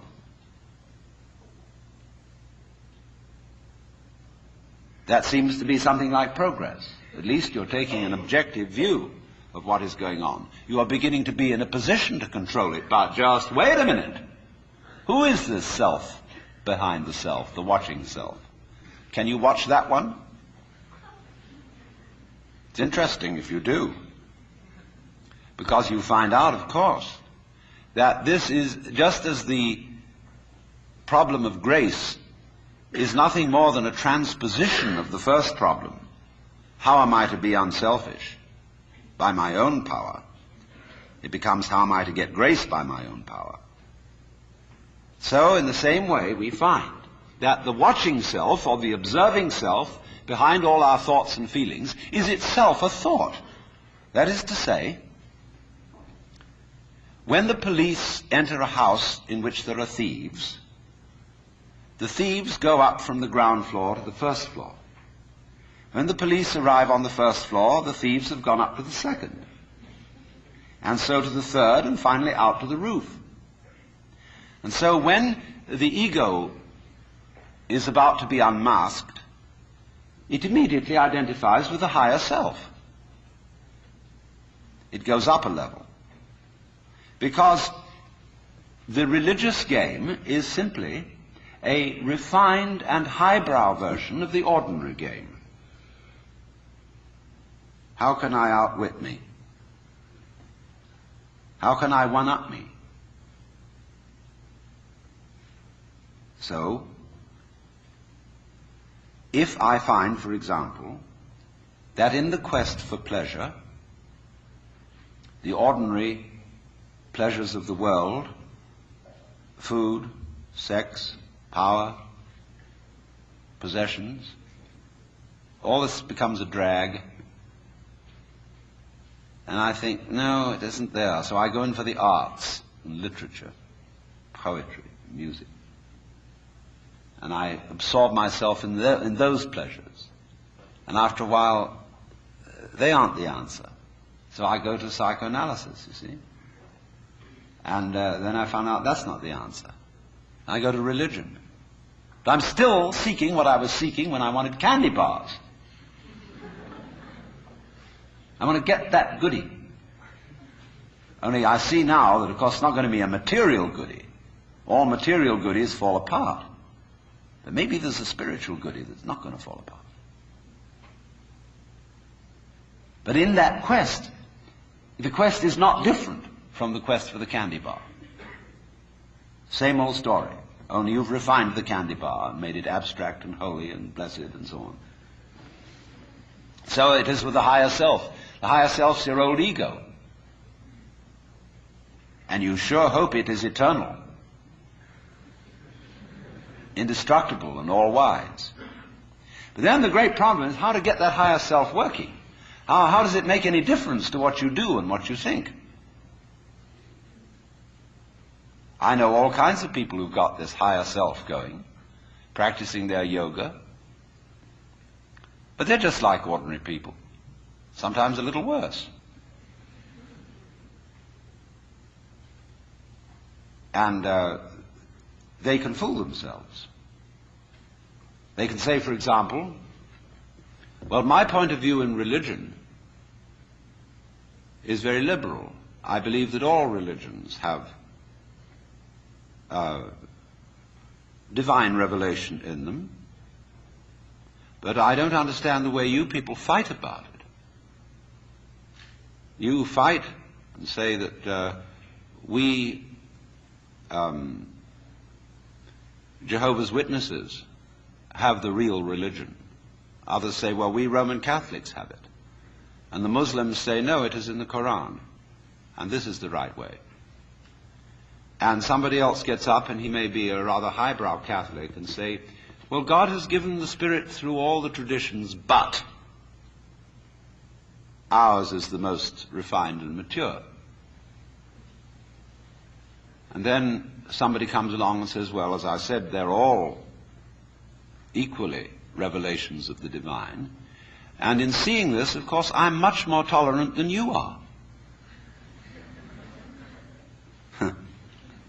You see how that game is going to work? See, I could take this position. Supposing you regard me as some sort of a guru. And you know how gurus hate each other. They're always putting each other down. And I could say, well, I don't put other gurus down. See, that outwits all of them. See, we're always doing that. We're always finding a way to be one up. And by the most incredibly subtle means. So you see that, you see? And you say, I realize I'm always doing that. Now tell me, how do I not do that? I say, why do you want to know?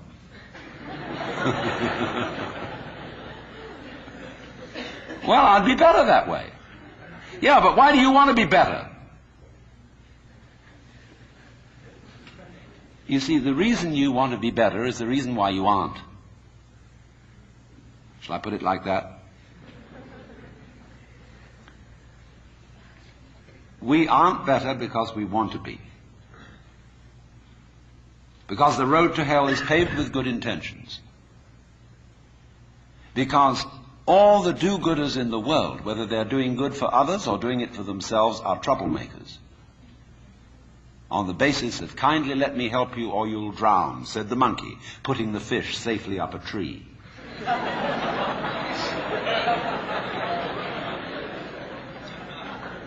We white Anglo-Saxon Protestants, British, German, American, have been on a rampage for the past 100 or more years to improve the world.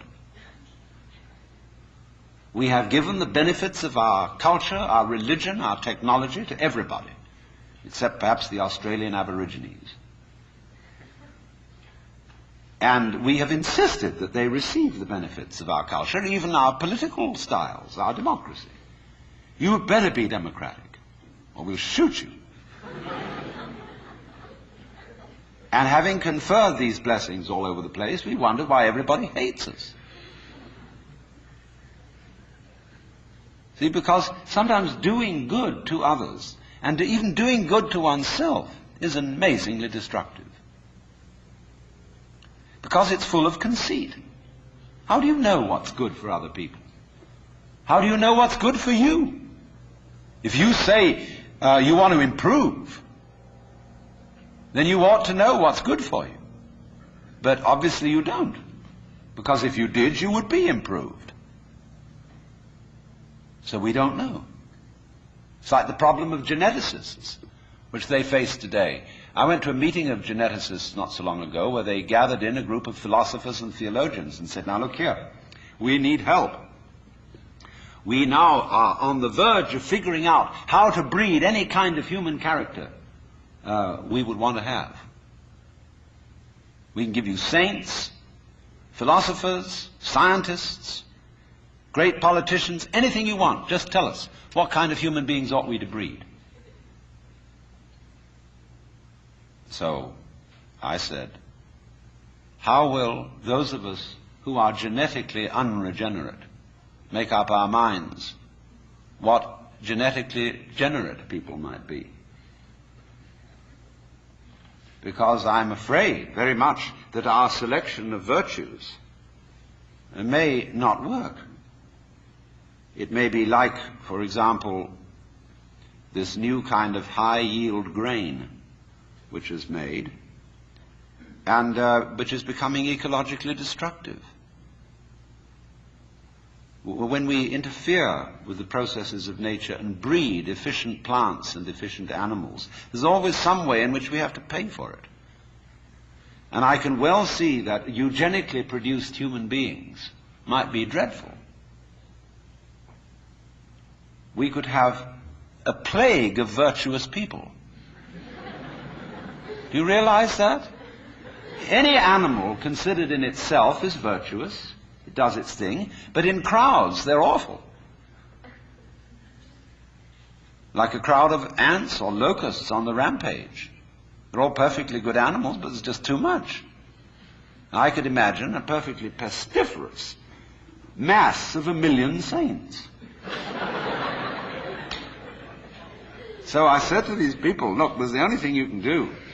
Just be sure that a vast variety of human beings is maintained. Don't please breed us down to a few excellent types. Excellent for what? We never know how circumstances are going to change and how our need for different kinds of people changes. At one time, we may need very individualistic and aggressive people. At another time, we may need very cooperative, team-working people. At another time, we may need people who are full of interest in dexterous manipulation of the external world. At another time, we may need people who explore into their own psychology and are introspective. There is no knowing. But the more varieties and the more skills we have, obviously, the better. So you see, here again, the problem comes out in genetics. We do not really know how to interfere with the way the world is. The way the world actually is an enormously complex, interrelated organism. The same problem arises in medicine because the body is a very complexly interrelated organism. And if you look at the body in a superficial way, you may see there's something wrong with it. Here's chickenpox. And there's spots that itch that come out all over the place. Well, you might say, well, spots are there, cut them off. So you kill the bug. Well, then you find you've got real problems. Because you have to introduce some bugs to kill the bug. It's like bringing rabbits into Australia. And that starts going all over the place and getting out of hand. But then you think, well, now wait a minute. It wasn't the bugs in the blood. There are bugs all over the place.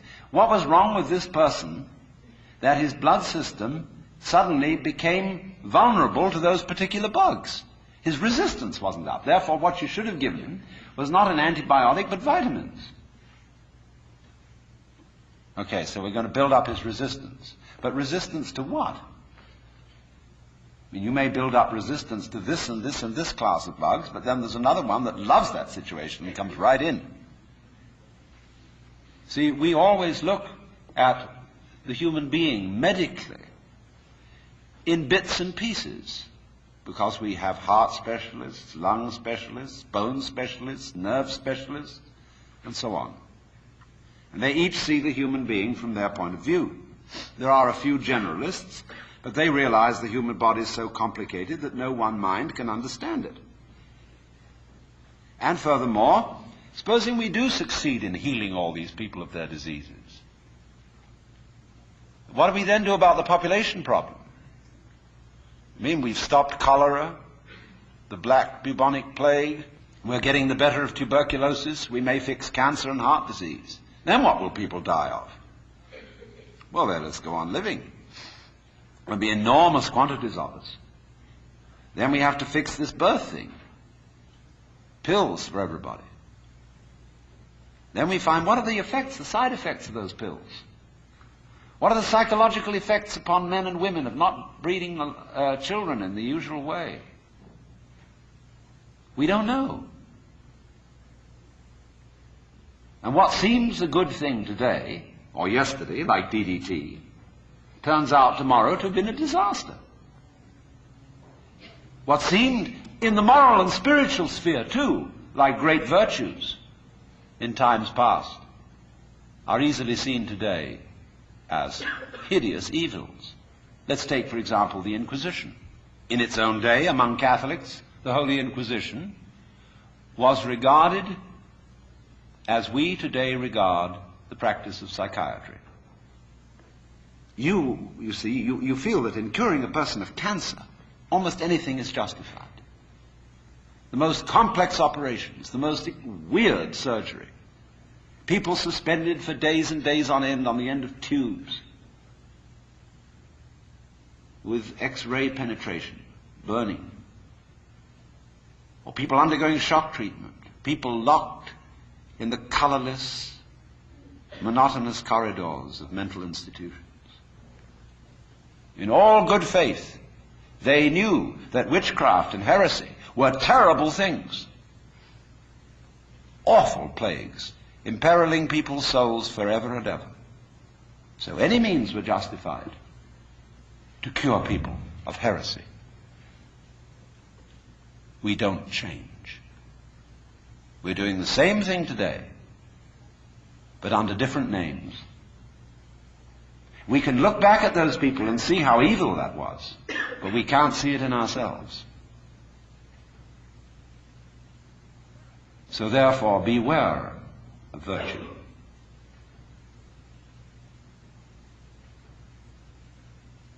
Lao Tzu, the Chinese philosopher, said, the highest virtue is not virtue, and therefore really is virtue. But inferior virtue cannot let go of being virtuous, and therefore is not virtue. Translated in more of a periphrastic way, the highest virtue is not conscious of itself as virtue, and therefore really is virtue. Lower virtue is so self-conscious that it's not virtue. In other words, when you breathe, you don't congratulate yourself on being virtuous. But breathing is a great virtue. It's living. When you come out with beautiful eyes, blue or brown or green as the case may be, you don't congratulate yourself for having grown one of the most fabulous jewels on earth. So it's just eyes. And you don't account it a virtue. To see, to entertain the miracles of color and form. You say, oh, that's just... But that's real virtue. Virtue in the sense, the old sense of the word, as strength, as when we talk about the healing virtue of a plant. That's real virtue. But the other virtues are stuck on. They're ersatz, they're imitation virtues. And they usually create trouble. Because more diabolical things are done in the name of righteousness. And be assured that everybody of whatever nationality or political frame of mind or religion always goes to war with a sense of complete rightness. The other side is the devil. Our opponents, whether in China or Russia or Vietnam, have the same feeling of righteousness about what they're doing as we have on our side. And a plague on both houses, because, as Confucius said, the goody-goodies are the thieves of virtue, which is the form of our own proverb, the road to hell is paved with good intentions. So, in a way, the moral, or the immoral, of these considerations is that if you are really aware of your own inner workings, you will realize there's nothing you can do to improve yourself, because you don't know what better is, in any case. And you, who will do the improving, are the one who needs to be improved. And this also goes for society. We can change society. We can get enormous enthusiasm going out of the idea that there is a revolution afoot and that this revolution is going to set everything to right. Do you know a revolution that ever set anything to right? Whether the revolution came from the left wing or from the right wing? The best forms of government that have ever existed in the world are those which muddled through,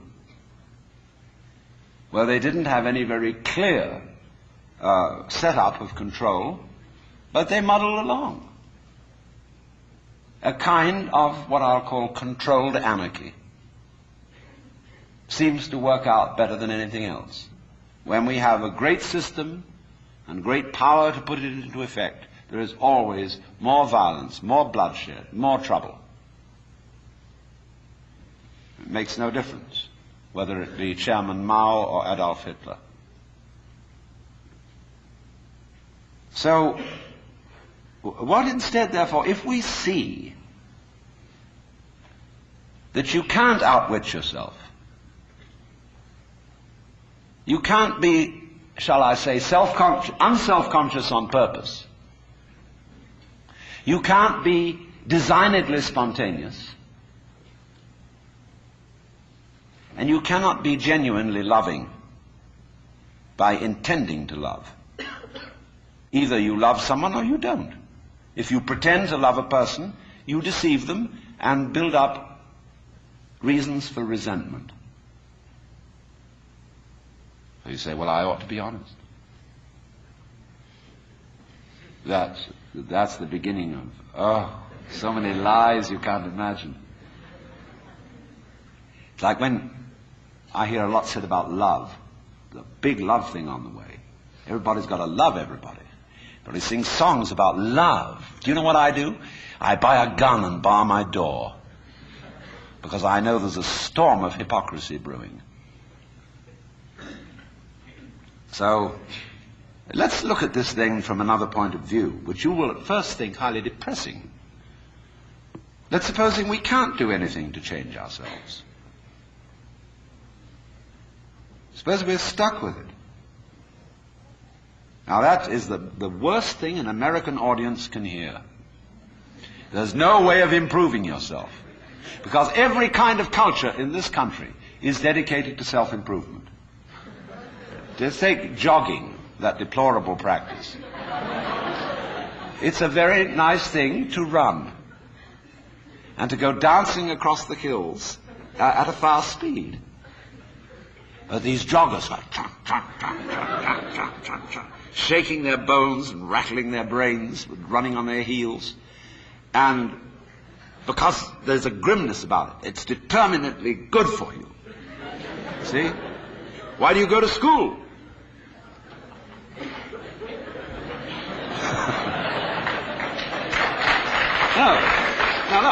Now, wait a minute. You may not clap when I'm through. There's only one reason for going to school. And that is that somebody's got something here, whether it's a professor or a library, that you want to find out. That you are incredibly interested in how to write Chinese characters or how to understand botany. And you would like to know. You're just interested in flowers. And you would like to find out everything there is to be known about them. That's the point of coming here. Or you might like to know how to practice yoga. There are courses now being offered at UCLA on Kundalini Yoga for credit. Pretty funny when I think back 10 years. But the whole point of coming to school is that you're interested in something. You don't come to improve yourself. But the trouble is that the schools got the wrong idea. They gave people honors for learning. And the reward for studying French should be the ability to speak French and enjoy reading French and having fun with French people. But when you get a degree for it, then the degree becomes the point in a game of one-upmanship. And of course, one-upmanship is the main business of the educational community today. You learn all the rules of how to be a good professor. It's instructive to go to a professional professor's meeting. In my field, which is philosophy, you go to a congress of philosophers, and you'll find when they all get together in the bar or in the restaurant in somebody's room, the one thing they don't talk about is philosophy. It is very bad form indeed to show interest in philosophy among your colleagues. The same is exactly true in clergy gatherings. They don't talk about religion. What they both talk about is politics. Church politics and academic politics. Because it's bad form to be brilliant on a faculty, because it outclasses your colleagues. Therefore, faculty people tend to cultivate a studied mediocrity. And you've got to watch out for that. I mean, if you get mobs of students coming to your lectures, you get pretty black looks from your colleagues. And then, of course, there's a whole world of one-upmanship in research and publication of learned papers. What's the relative quantity of footnotes to basic text, and footnotes on footnotes, and the various ways of making your bibliography painfully accurate. And it's endless. But you see what it is. It's scholarship about scholarship, and not scholarship. Just as learning, because learning is good for you, is irrelevant to learning. The whole idea of improving yourself by learning is irrelevant to the learning process. And in the same way, doing business is doing business. Doing business, such as manufacturing clothes, is a very good thing to do. I could conceive that it would be extremely enjoyable, something one could be very proud of, to make good clothes. Of course you need to sell them because you need to eat. But to make clothes to make money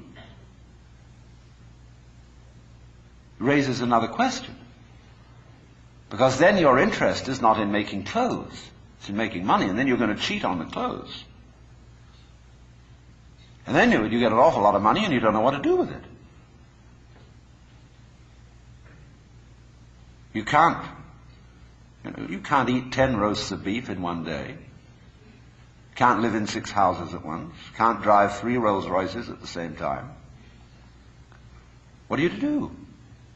Well, you can just go make more money. You put your money back. Invest it in something else and it'll make more. And you don't give a damn how it's made, so long as they make it. You don't care if they foul the rivers, put oil fumes throughout the air everywhere, kill off all the fish. So long as you see these figures happening. You're not aware of anything else. So, you see, you went out to do a self-improvement thing. Making money, you see, is a measure of improvement, a measure of your economic worthwhileness. Or at least that's what it's supposed to be. It isn't anything of the kind. But you went out, in other words, for the status instead of for the actuality. So if, in other words, you do an art, you're a musician. Why do you play music? The only reason for playing music is to enjoy it. If you play music to impress an audience, to read about yourself in the newspaper, you're not interested in music. So in the same way, why do I come and talk to you? Because I enjoy it. I like the sound of my own voice. I'm interested in what I'm talking about, and I get paid for it. And that's smart in this life, is to get paid for what you enjoy. So here's the situation, you see. There is no, the whole idea of self-improvement is a will-o'-the-wisp and a hoax. That's not what it's about. Let's begin where we are. What happens if you know beyond any shadow of doubt that there is nothing you can do to be better? Well, it's kind of a relief, isn't it? Now, you say, well, now what will I do?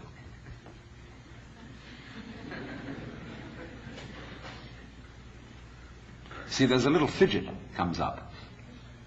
Because we're so used to making things better. Leave the world a better place than when you found it, sort of thing. I want to be of service to other people, and all these dreadfully hazy ideas.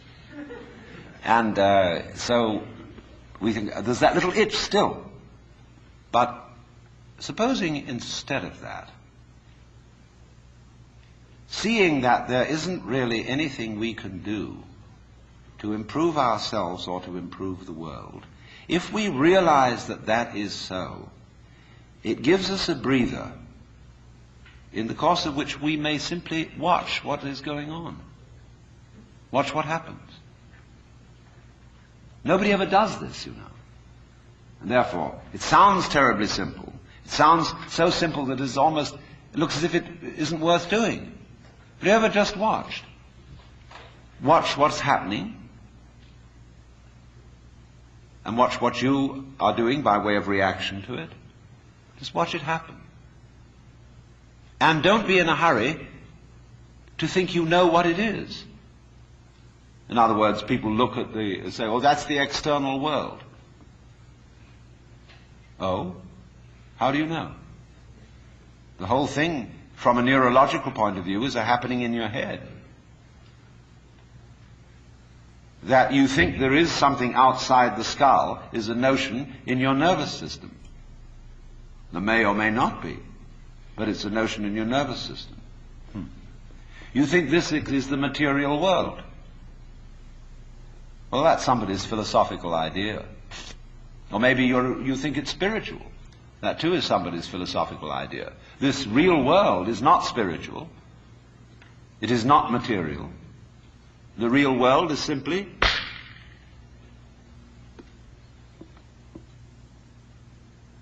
so could we look at things in that way? Without, as it were, fixing labels and names and gradations and judgments on everything, but watch what happens. Watch what we do. Now you see, if you do that, you do at least give yourself a chance. And it may be that when you are in this way freed from busybodiness and being out to improve everything, that your own nature will begin to take care of itself. Because you're not getting in the way of yourself all the time. You will begin to find out that the great things that you do are really happenings. For example, no great genius can explain how he does it. Yes, he said, I have learned a technique to express myself. Because I had something in me that had to come out, I had to know how to give it out. So if I were a musician, I had to learn how music is produced. That means learning to use an instrument or learning a technique of musical notation or whatever it may be. If I want to describe something, I have to learn a language so that others can understand me. I need a technique. But then beyond that, I'm afraid I can't tell you how it was that I used that technique to express this mysterious thing I wanted to show you. If we could tell people that, we would have schools where we would infallibly train musical geniuses, scientific miracle minds. And there would be so many of them, we wouldn't know what to do with them. Geniuses would be a dime a dozen. And then we would say, well, these people are after all not very ingenious. You know, PhDs, how many of them are there? Because what is fascinating always about genius is the fellow does something we can't understand. He surprises us. But you see, just in the same way, we cannot understand our own brains. Neurology knows relatively little about the brain, which is only to say that the brain is a lot smarter than neurology. Yes, there is this, which can perform all these extraordinary intellectual and cultural miracles. But we don't know how we did it. But we did. We didn't have some campaign to have an improved brain over the monkeys or whatever may be our ancestors. It happened. And all growth, you see, is fundamentally something that happens. But for it to happen, two things are important. And the first is, as I said, you must have the technical ability to express what happens. And secondly, you must get out of your own way. But right at the bottom of the whole problem of control is, how am I to get out of my own way? And if I showed you a system, let's all practice getting out of our own way, it would turn into another form of self-improvement. See, here's the dynamics of this thing. And we find this problem, you see, repeatedly throughout the entire history of human spirituality. In the phraseology of Zen Buddhism, you cannot get this by thinking. You cannot attain to it by not thinking.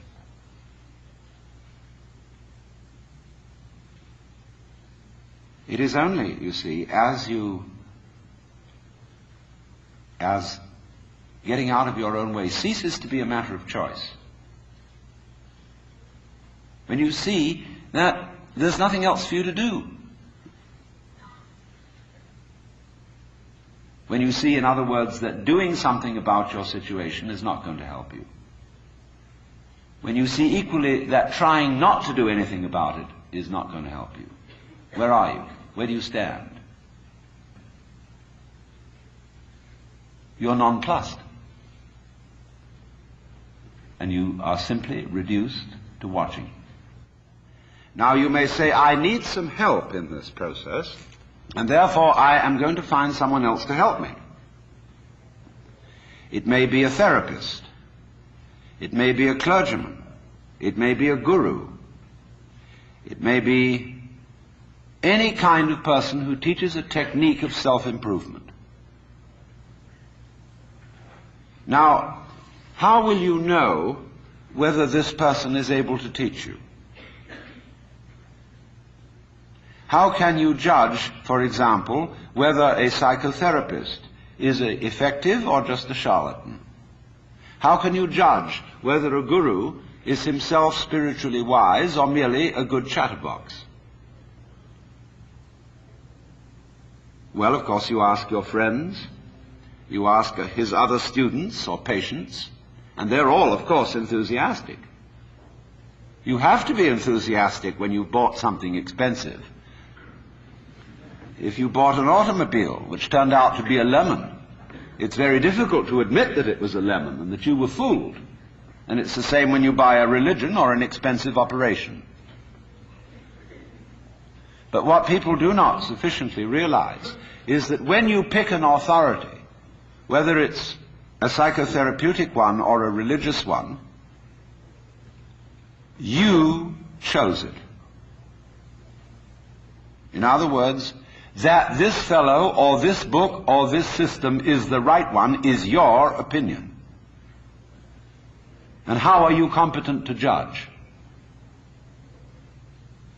After all, if you're saying to this other person or other source, I think you are the authority, that's your opinion. So you cannot really judge whether an authority is a sound authority unless you yourself are a sound authority. Otherwise you may just be being fooled. You may say, for example, I believe that the Bible is the Word of God. All right, that's your opinion. I know the Bible says it's the Word of God, but it's your opinion that the Bible is not lying. The church says the Bible is the Word of God, but it's your opinion that the church is right. You cannot escape from that situation. It's your opinion. So you see, when you select an authority who will help you to improve yourself, it's like hiring the police out of your tax money and putting them in charge of seeing that you obey the law. I mean, can't you take care of yourselves? I mean, is this the land of the free and the home of the brave, or isn't it? But you see, nobody seems to want to be in charge of themselves because they feel they can't do it. As St. Paul said, to will is present with me, but how to do good I find not. For the good that I would, I do not, and the evil that I would not, that I do. So, there at once, we are in difficulty. Because trying to improve yourself is like trying to lift yourself up into the air by tugging at your own bootstraps. And it can't be done. Now, there are all sorts of ways in which religious people try to explain that it can be done. I referred already to the grace of God. They say, no, you can't do the job yourself, because the improving you is the one that needs to be improved. Therefore you have to say, God help me. Now, of course, that God exists is your opinion. That God will answer your prayer is your opinion. And your idea of God is your idea of God. If you bought somebody else's script, you bought it. Maybe your mother and father talked to you about God in a very impressive way. But basically, you bought their idea. And if you're a father yourself, I'm a grandfather now, I've got 5 grandchildren. And I know I'm as stupid as my own grandfather must have been. You know, I am one. I sit there in the position which they look at, think, oh, wowee, that's an important man. And I know that, I'm just like anyone else. So, I hope my children are not believing things on my authority, because it's always their authority. If I look impressive and make big noises at them, they've just been taken in.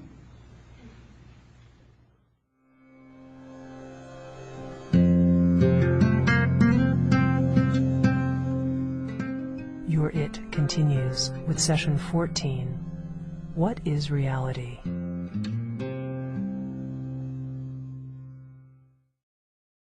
I find it a little difficult to say what the subject matter of this seminar is going to be, because it's too fundamental to give it a title. I'm going to talk about what there is. Now, the first thing, though, that we have to do is to get our perspectives with some background about the basic ideas which, as Westerners living today in the United States, influence our everyday common sense, our fundamental notions about what life is about. And there are historical origins for this which influence us more strongly than most people realize. Ideas of the world which are built into the very nature of the language we use and of our ideas of logic and of what makes sense altogether. And these basic ideas I call myth, not using the word myth to mean simply something untrue, but to use the word myth in a more powerful sense. A myth is an image in terms of which we try to make sense of the world.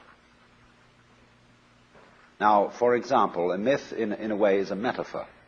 If you want to explain electricity to someone who doesn't know anything about electricity, you say, well, you talk about an electric current.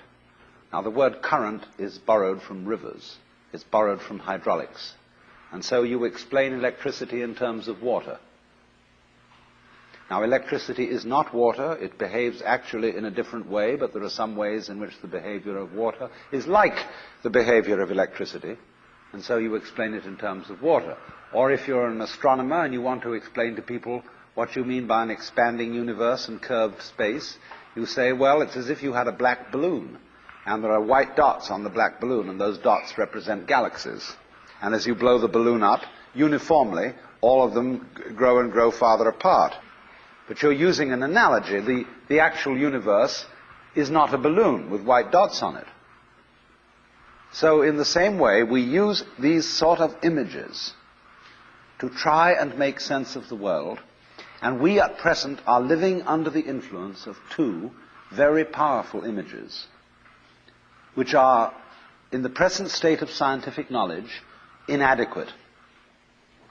And one of our major problems today is to find an adequate, satisfying image of the world. Well, that's what I'm going to talk about. And I'm going to go further than that, not only what image of the world to have, but how we can get our sensations and our feelings in accordance with the most sensible image of the world that we can manage to conceive. All right, now, the two images which we have been working under for 2,000 years and maybe more are what I would call two models of the universe, and the first is called the ceramic model, and the second, the fully automatic model. The ceramic model of the universe is based on the book of Genesis, from which Judaism, Islam, and Christianity derive their basic picture of the world. And the image of the world in the book of Genesis is that the world is an artifact. It is made. As a potter takes clay and forms pots out of it, or as a carpenter takes wood and makes tables and chairs out of it. Don't forget, Jesus is the son of a carpenter, and also the Son of God. So the image of God and of the world is based on the idea of God as a technician, potter, carpenter, architect, who has in mind a plan and who fashions the universe in accordance with that plan. So basic to this image of the world is the notion, you see, that the world consists of stuff, basically. Primordial matter, substance, stuff,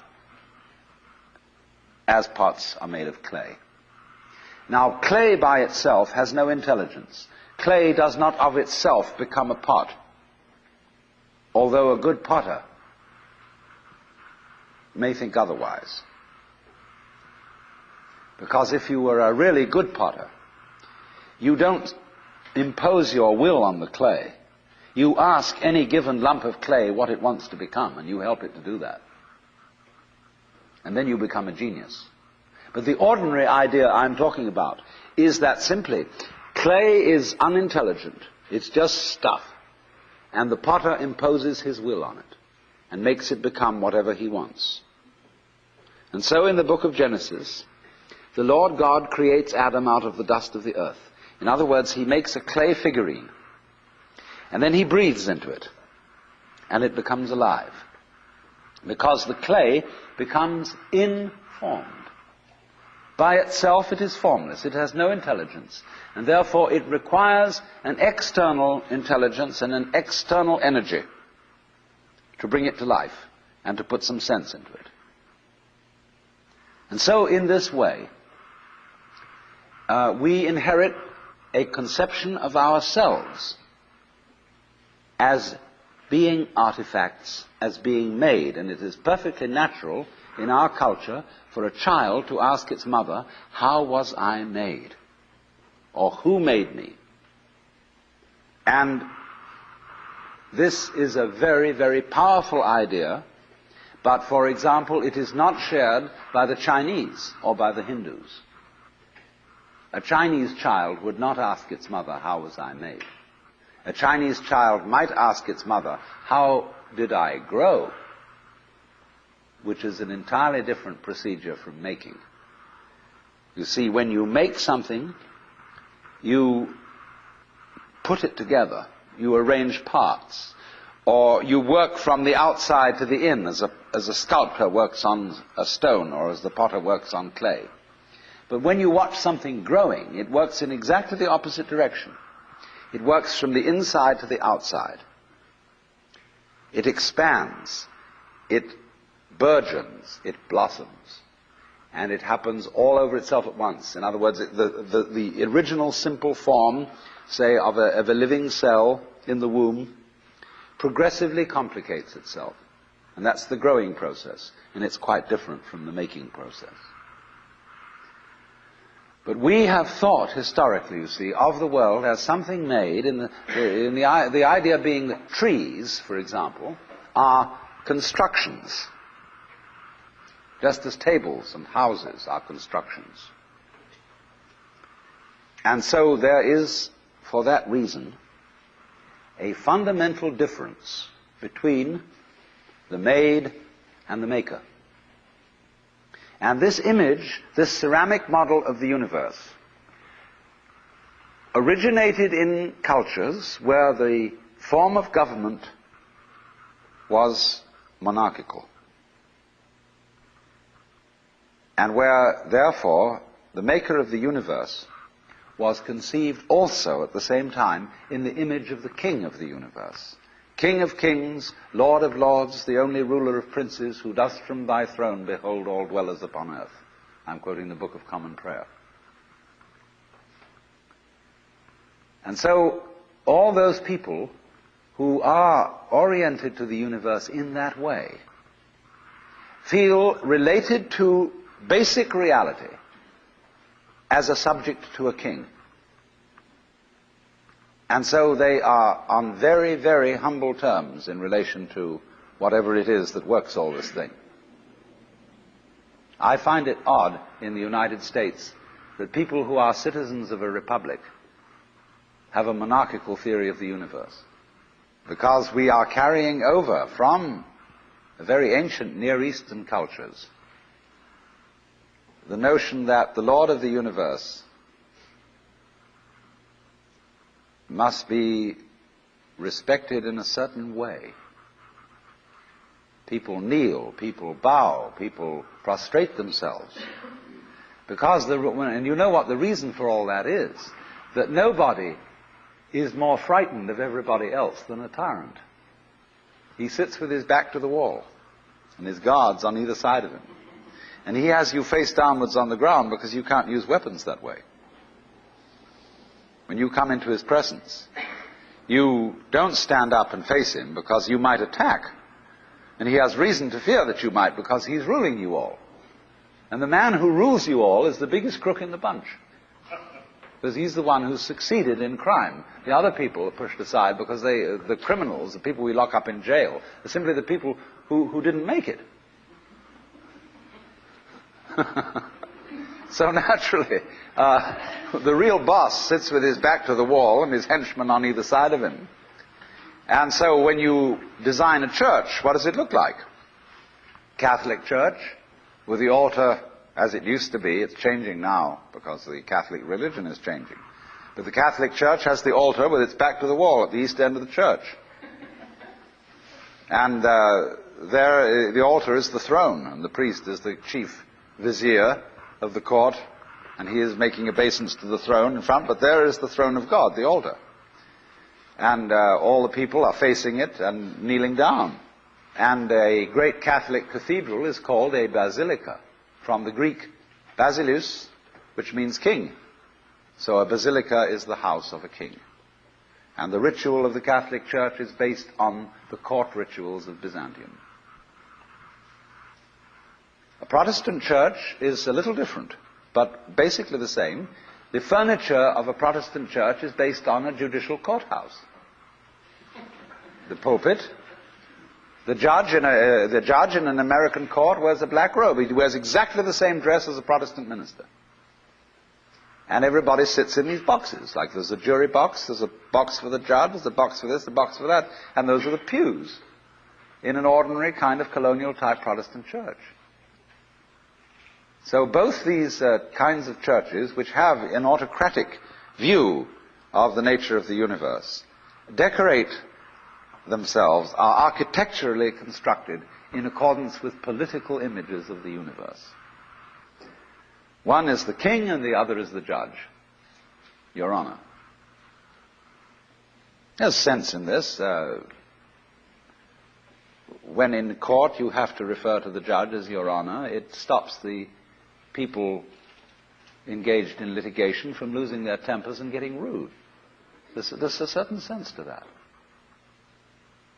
But when you want to apply that image to the universe itself, to the very nature of life, it has limitations. For one thing, the idea of a difference between matter and spirit. This idea doesn't work anymore. Long, long ago, physicists stopped asking the question, what is matter? They began that way. They wanted to know, what is the fundamental substance of the world? And the more they asked that question, the more they realized they couldn't answer it. Because if you're going to say what matter is, you've got to describe it in terms of behavior. And that is to say, in terms of form, in terms of pattern. You tell what it does. You describe the smallest shapes of it that you can see.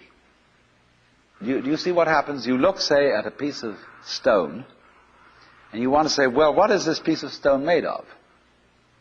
Well, you take your microscope, and you look at it, and instead of just this block of stuff, you see ever so many tinier shapes, little crystals. So you say, fine, so far so good. Now, what are these crystals made of? And you take a more powerful instrument, and you find that they are made of molecules. And then you take still more powerful instruments to find out what the molecules are made of, and you begin to describe atoms, electrons, protons, mesons, all sorts of subnuclear particles. But you never arrive at the basic stuff, because there isn't any. What happens is this: stuff is a word for the world as it looks when our eyes are out of focus, fuzzy. Stuff, the idea of stuff is that it's undifferentiated, it's some kind of a goo. And when your eyes are not in sharp focus, everything looks fuzzy. When you get your eyes into focus, you see a form, you see a pattern. But when you want to change the level of magnification and go in closer and closer and closer, you get fuzzy again before you get clear. So every time you get fuzzy, you go through thinking there's some kind of stuff there. But when you get clear, you see a shape. And so all that we can talk about is patterns.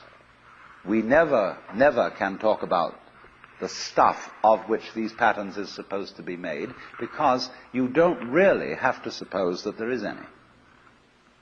It's enough to talk about the world in terms of pattern. It describes anything that can be described. And you don't really then have to suppose that there is some stuff which constitutes the essence of the pattern in the same way that clay constitutes the essence of pots. And so, for this reason, you don't really have to suppose that the world is some kind of helpless, passive, unintelligent junk which an outside agency has to inform and make it into intelligent shapes. So the picture of the world in the most sophisticated physics of today is not formed stuff, potted clay, but pattern. A self-moving, self-designing pattern, a dance.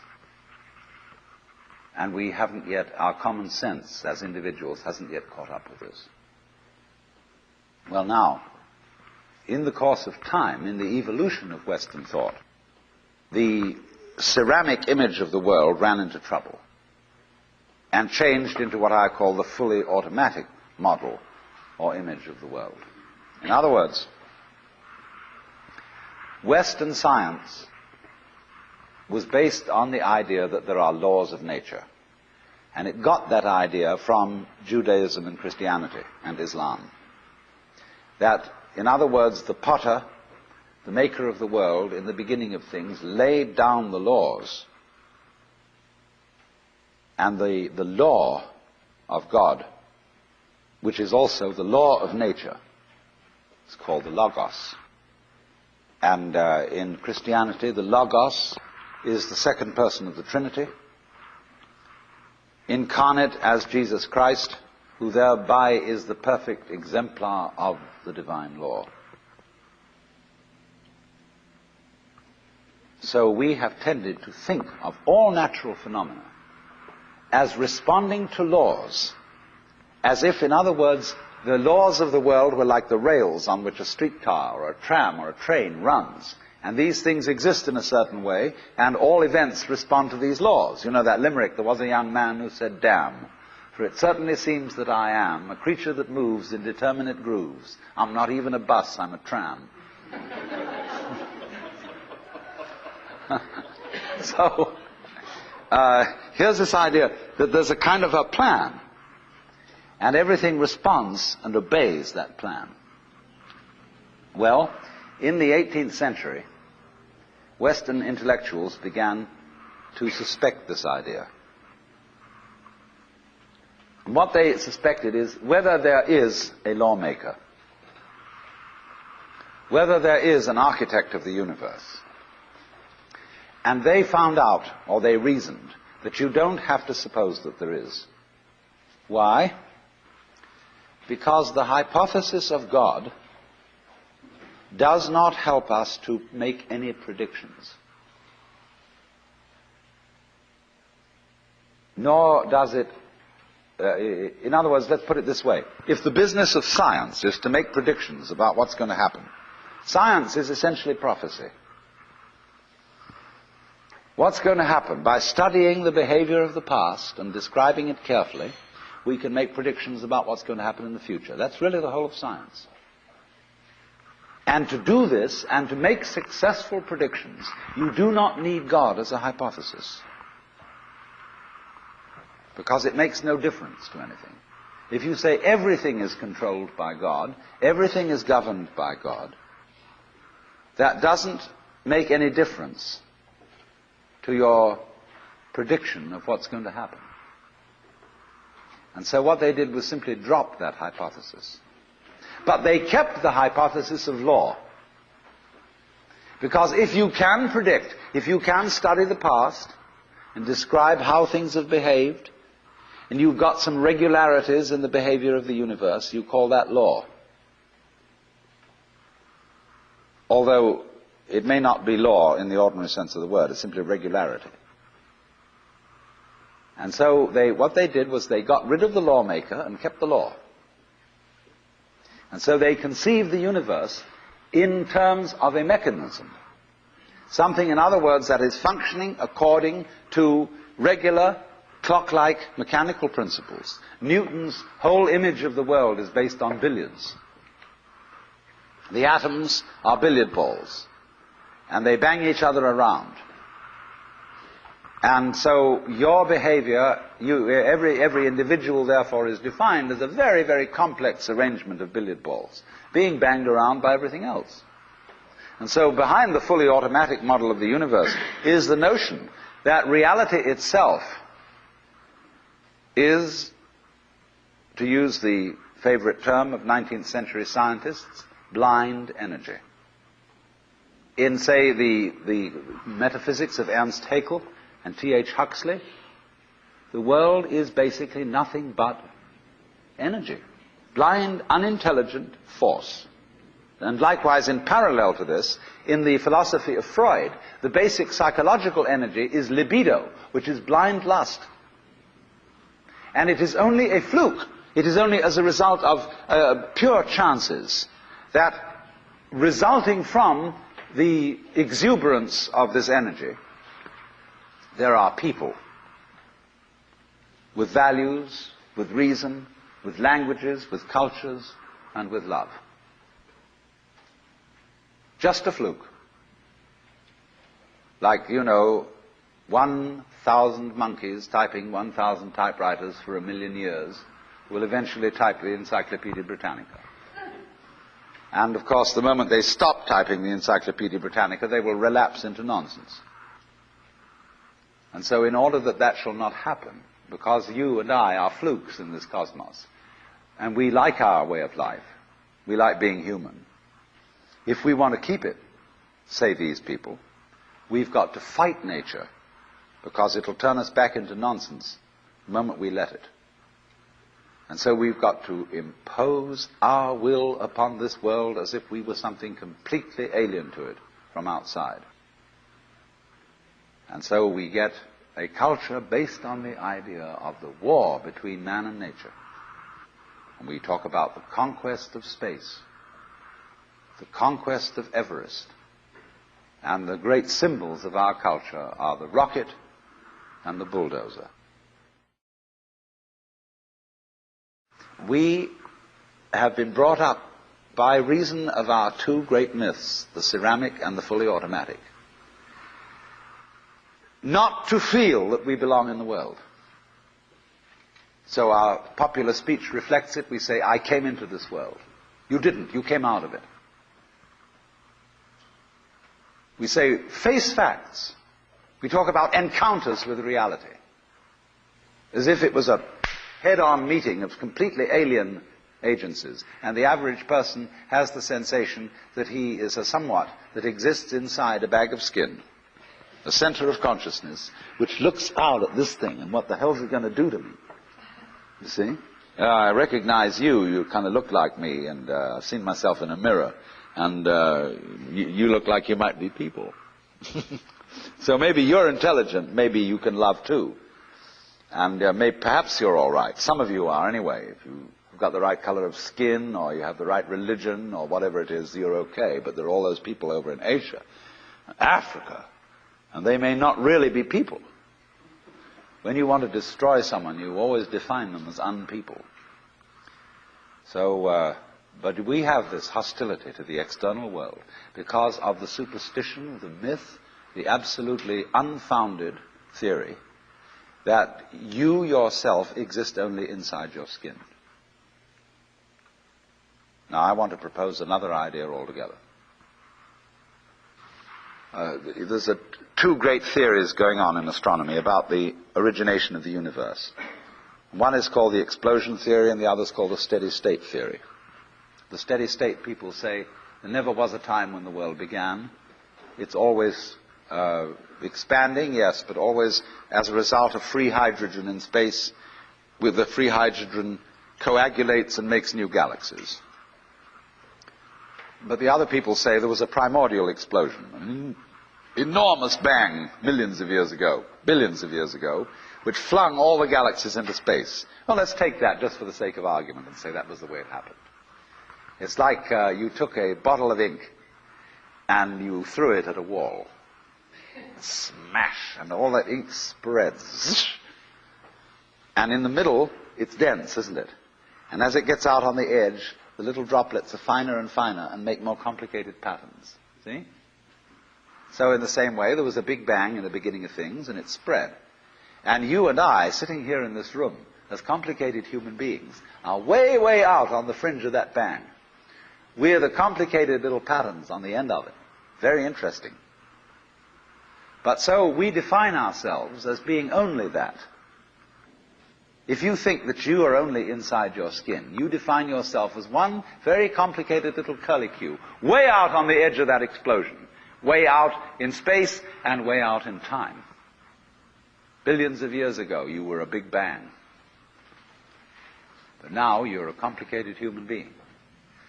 And then we cut ourselves off like this and don't feel that we're still the big bang. But you are.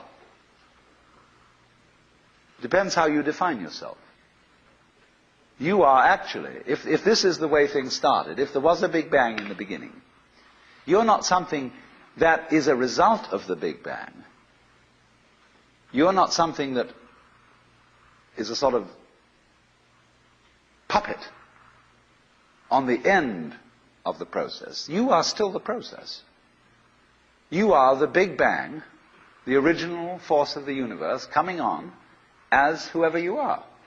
See, when I meet you, I see not just what you define yourself as, Mr. So-and-so, Miss So-and-so, Mrs. So-and-so. I see every one of you as the primordial energy of the universe coming on at me in this particular way. I know I'm that too. But we've learned to define ourselves as separate from it. And so what I would call a kind of a basic problem we've got to go through first is to understand that there are no such things as things. That is to say, separate things or separate events. That is only a way of talking. And if you can understand this, you're going to have no further problems. I once asked a group of high school children, what do you mean by a thing? And first of all, they gave me all sorts of synonyms. They said it's an object, which is simply another word for a thing. It doesn't tell you anything about what you mean by a thing. And finally, a very smart girl from Italy, who was in the group, said a thing is a noun. And she was quite right. A noun isn't a part of nature, it's a part of speech. There are no nouns in the physical world. There are no separate things in the physical world either. See, the physical world is wiggly. It's something like this.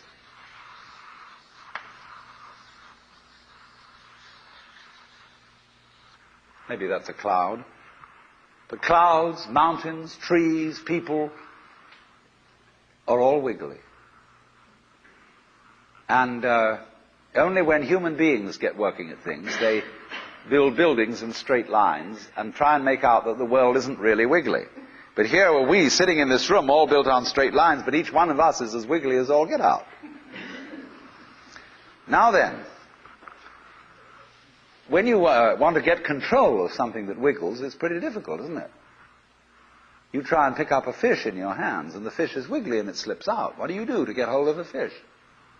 You use a net. And so the net is the basic thing we have for getting hold of the wiggly world. And so if you want to get hold of this wiggle, you've got to put a net over it. You see? Now what's going to happen? A net is something regular. And I can number the holes in a net. So many holes up, so many holes across. And if I can number these holes, I can count exactly where each wiggle is in terms of a hole in that net. And that's the beginning of calculus, the art of measuring the world. But in order to do that, I've got to break up the wiggle into bits. And I've got to call this a specific bit, and this the next bit of the wiggle, and this the next bit, and this the next bit of the wiggle. And so these bits are things or events. Bits of wiggles, which I mark out in order to talk about the wiggle, in order to measure it, and therefore in order to control it. But in nature, in fact, in the physical world, the wiggle isn't bitted. Like you don't get a cut-up fryer out of an egg. But you have to cut the chicken up in order to eat it. You bite it. But it doesn't come bitten. So the world doesn't come thinged. It doesn't come evented. You and I are all as much continuous with the physical universe as a wave is continuous with the ocean. The ocean waves, and the universe peoples. And as the wave, I wave at you and say, you! The world is waving at me with you. And saying, hi, I'm here. But our consciousness, the way we feel and sense our existence, being based on a myth that we are made, that we are parts, that we are things, our consciousness has been influenced so that each one of us does not feel that. We feel we have been hypnotized, literally hypnotized, by social convention into feeling and sensing that we exist only inside our skins. That we are not the original bang, but just something out on the end of it. And therefore we are scared stiff.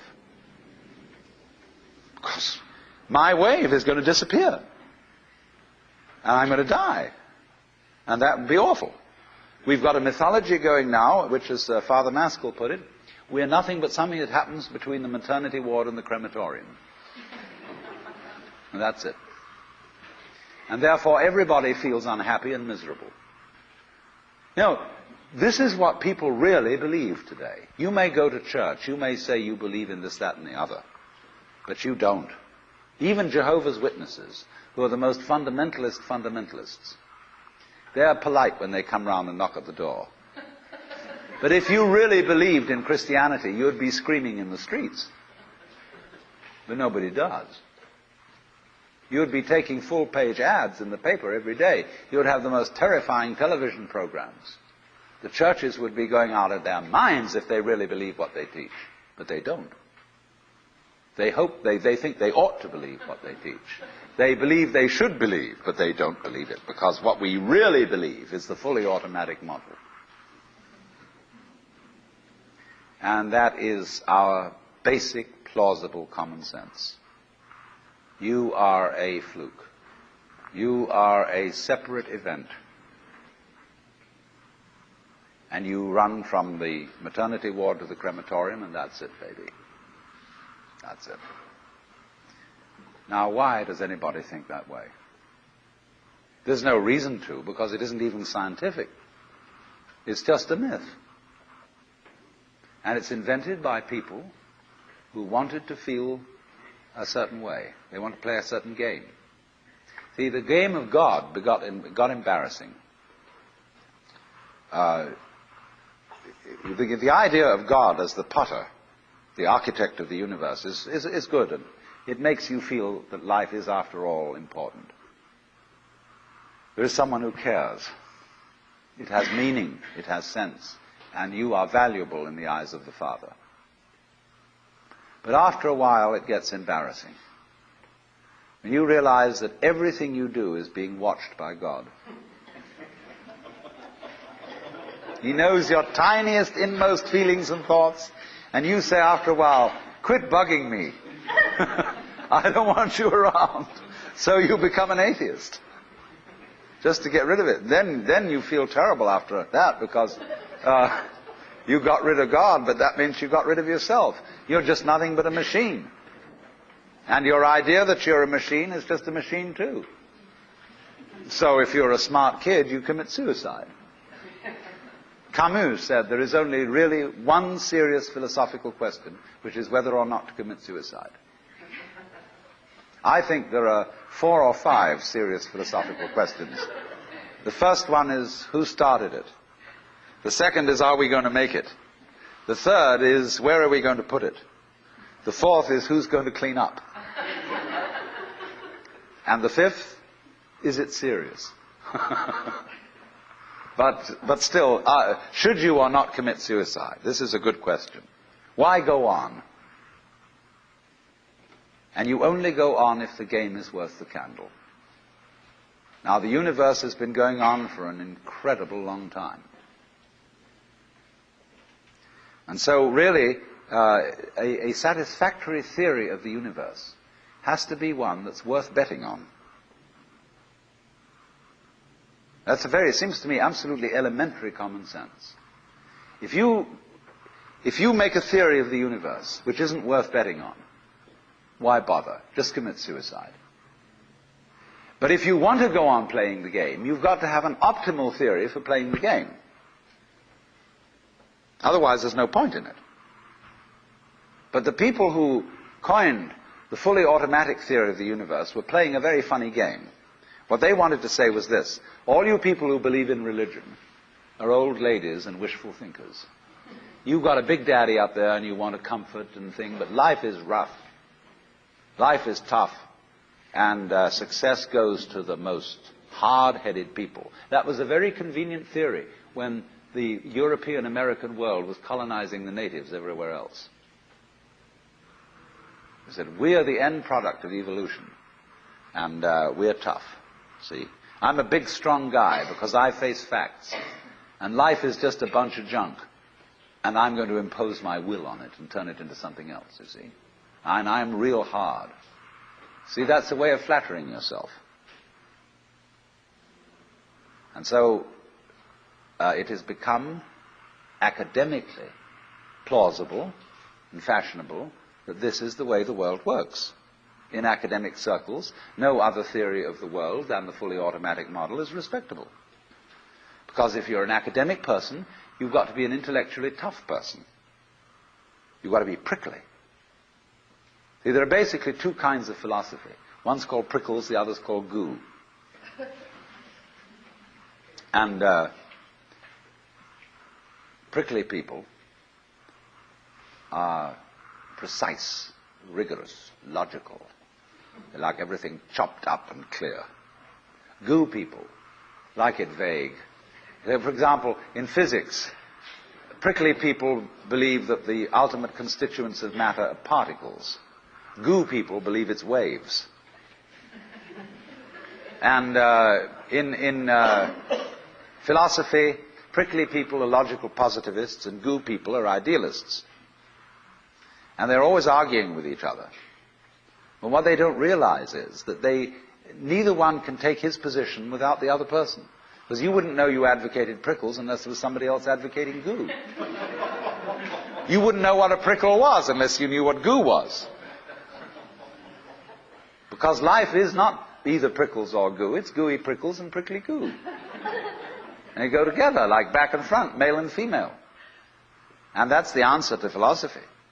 See, I'm a philosopher, and I'm not going to argue very much, because if you don't argue with me, I don't know what I think. So if we argue, I say thank you, because owing to the courtesy of your taking a different point of view, I understand what I mean, so I can't get rid of you.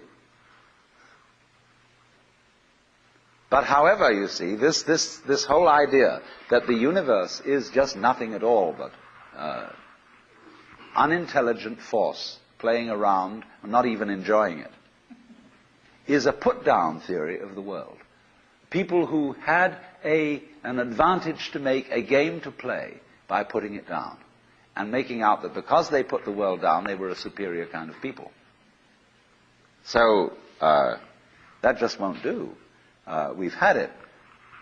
Because if you seriously go along with this idea of the world, you're what is technically called alienated. You feel hostile to the world. You feel that the world is a trap. It is a mechanism, it's electronic and neurological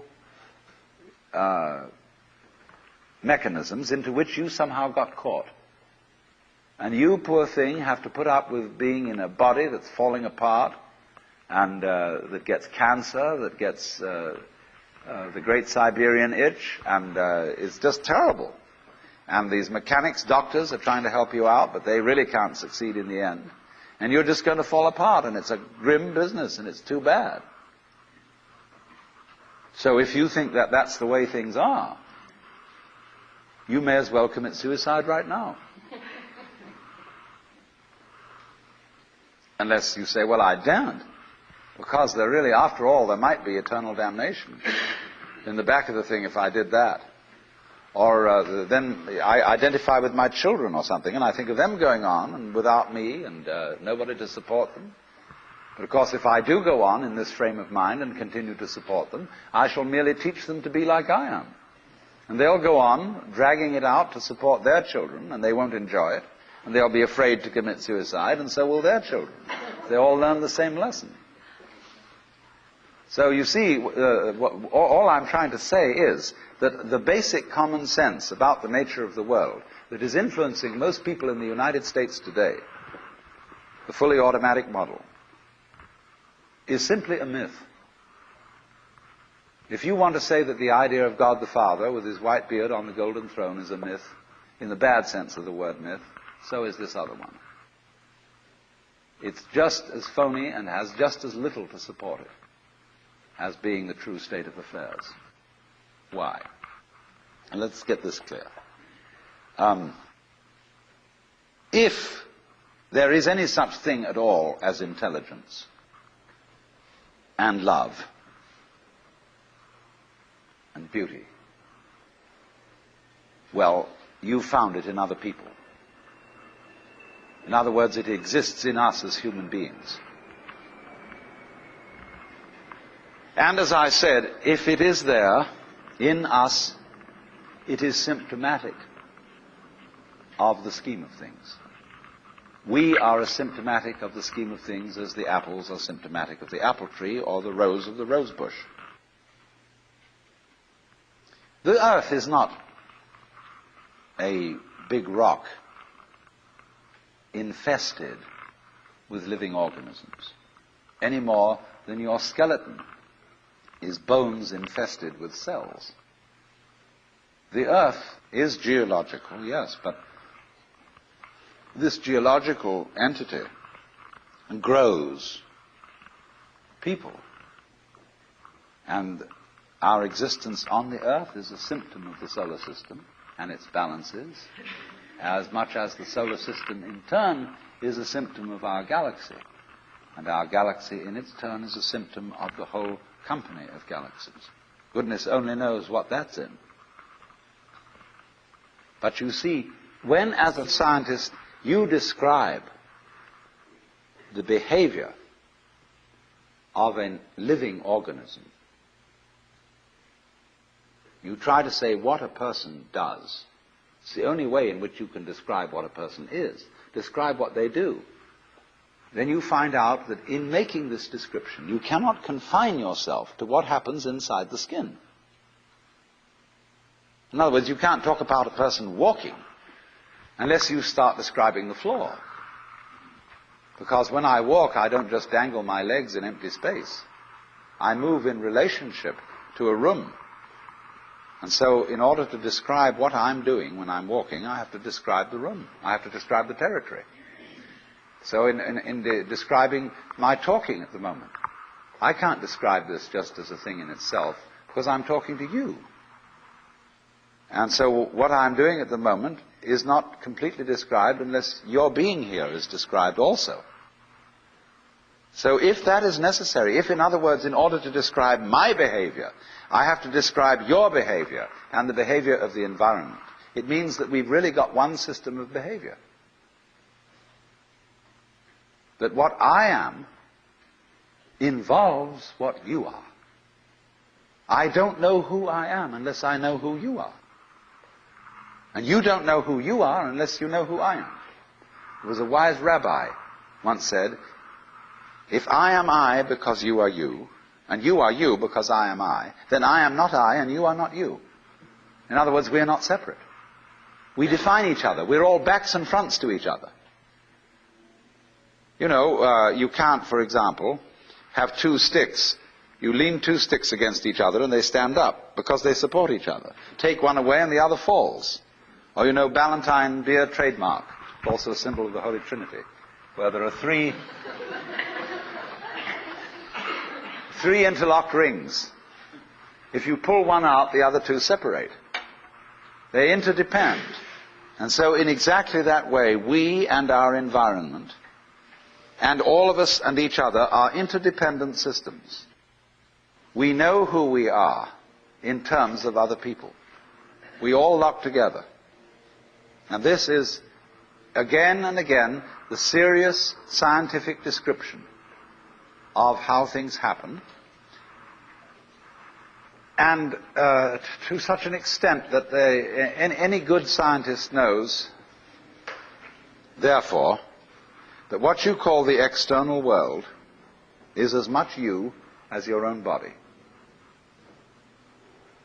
Your skin doesn't separate you from the world, it's a bridge through which the external world flows into you, and you flow into it. But the problem is, you see, we haven't been taught to feel that way. The myths underlying our culture and underlying our common sense have not taught us to feel identical with the universe, but only parts of it, only in it, only confronting it, aliens. And we are, I think, quite urgently in need of coming to feel that we are the eternal universe, each one of us. Otherwise we're going to go out of our heads. We're going to commit suicide, collectively, with courtesy of H-bombs.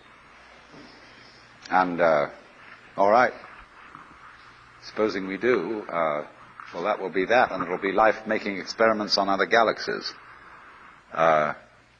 Maybe they'll find a better game.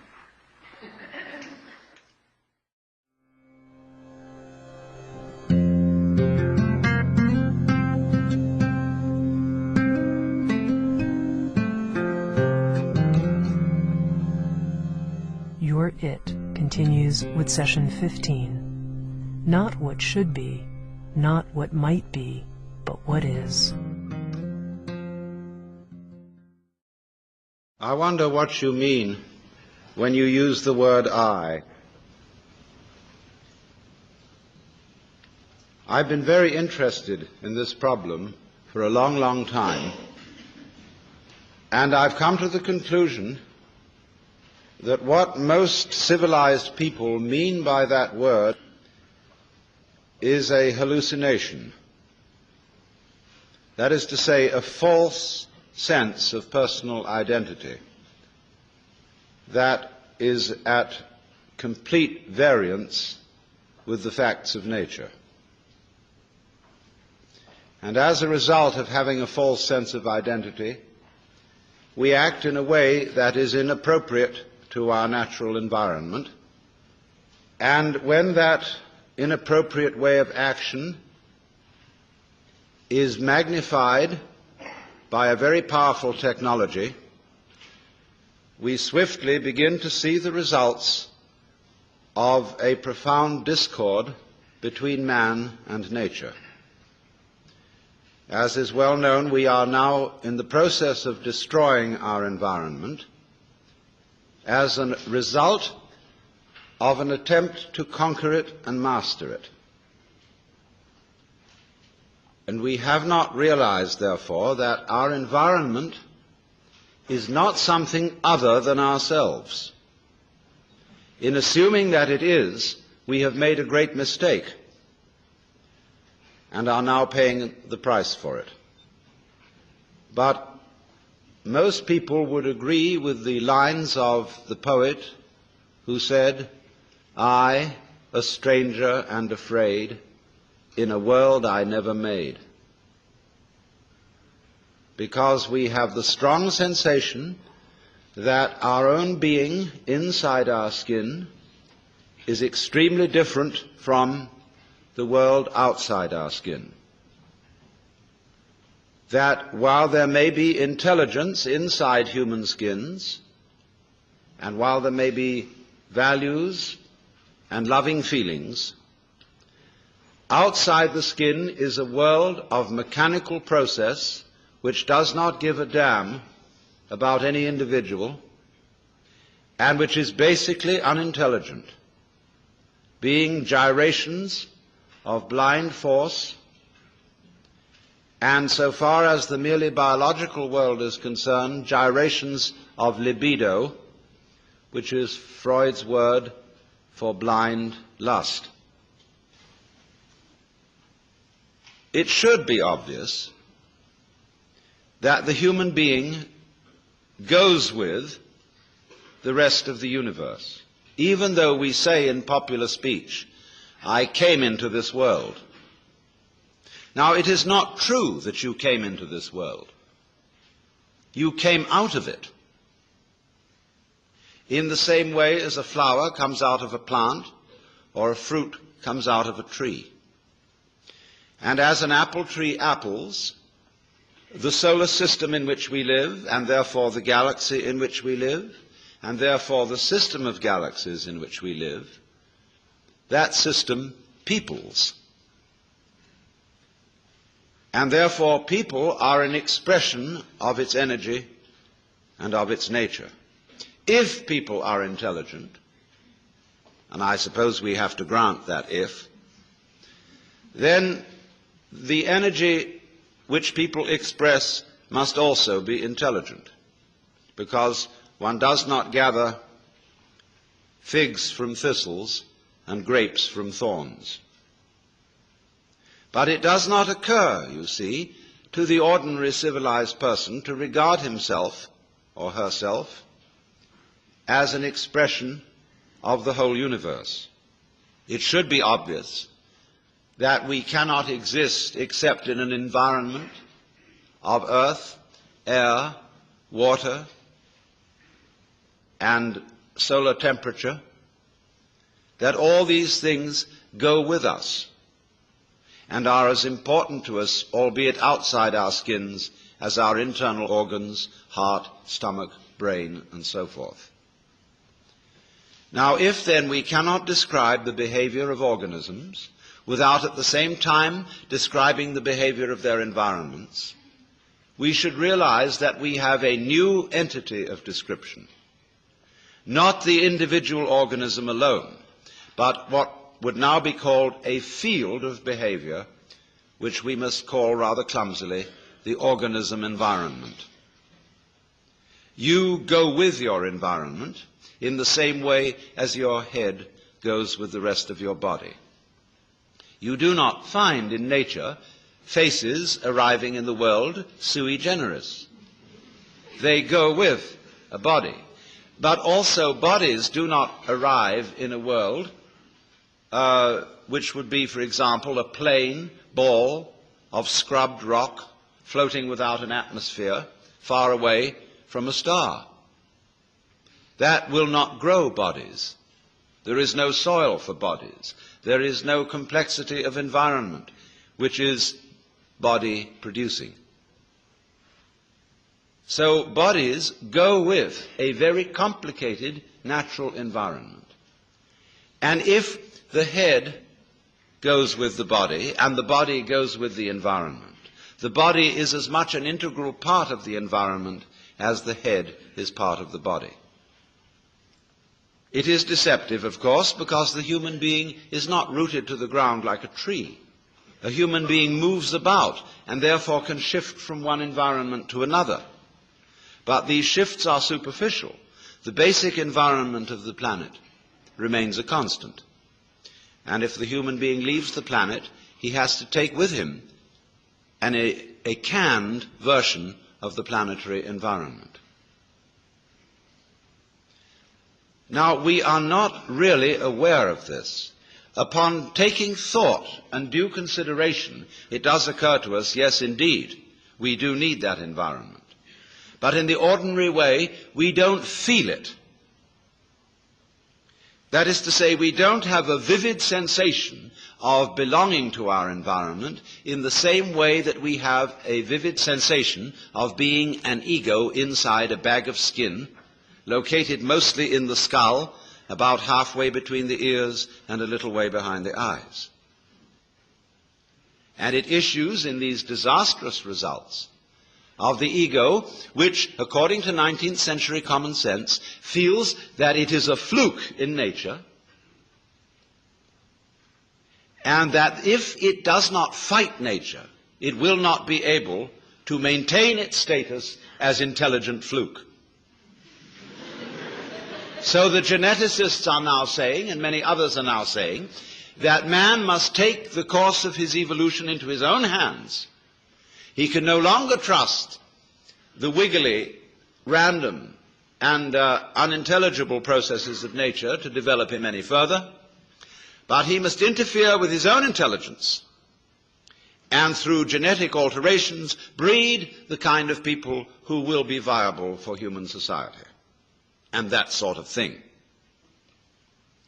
Now this, I submit, is a ghastly error, because human intelligence has a very serious limitation. That limitation is that it is a scanning system of conscious attention which is linear. That is to say, it examines the world in lines, rather as you would pass the beam of a flashlight across a room or a spotlight. That's why our education takes so long. It takes so long because we have to scan miles of lines of print. And we regard that, you see, as basic information. Now, the universe does not come at us in lines. It comes at us in a multidimensional continuum in which everything is happening all together everywhere at once. And it comes at us much too quickly to be translated into lines of print or of other information, however fast they may be scanned. And that is our limitation so far as the intellectual life and the scientific life is concerned. The computer will greatly speed up linear scanning, but it's still linear scanning. And so long as we are stuck with that form of wisdom, we cannot deal with more than a few variables at once. Now, what do I mean by that? What is a variable? A variable is any one linear process. Let's take music. When you play a Bach fugue, and there are 4 parts to it, you have 4 variables. You have 4 moving lines, and you can take care of that with 2 hands. An organist, using 2 feet, can put in 2 more variables and have 6 going. And you may realize, if you've ever tried to play the organ, that it's quite difficult to make 6 independent motions go at once. The average person cannot do that without training. The average person cannot deal with more than 3 variables at once without using a pencil. Now, when we study physics, we are dealing with processes in which there are millions of variables. This, however, we handle by statistics, in the same way as insurance companies use actuarial tables to predict when most people will die. If the average age of death is 65, however, this prediction does not apply to any given individual. Any given individual will live to plus or minus 65 years. And the range of difference may be very wide indeed, of course. But this is all right. The 65 guess is all right when you're doing large-scale gambling. And that's the way the physicist works in predicting the behavior of nuclear wavicles. But the practical problems of human life deal with variables in the hundreds of thousands. Here, statistical methods are very poor, and thinking it out by linear consideration is impossible. With that equipment, then, we are proposing to interfere with our genes. And with that equipment also, be it said, we are trying to solve our political, economic, and social problems. And naturally, everybody has the sense of total frustration. And the individual feels, well, what on earth can I do?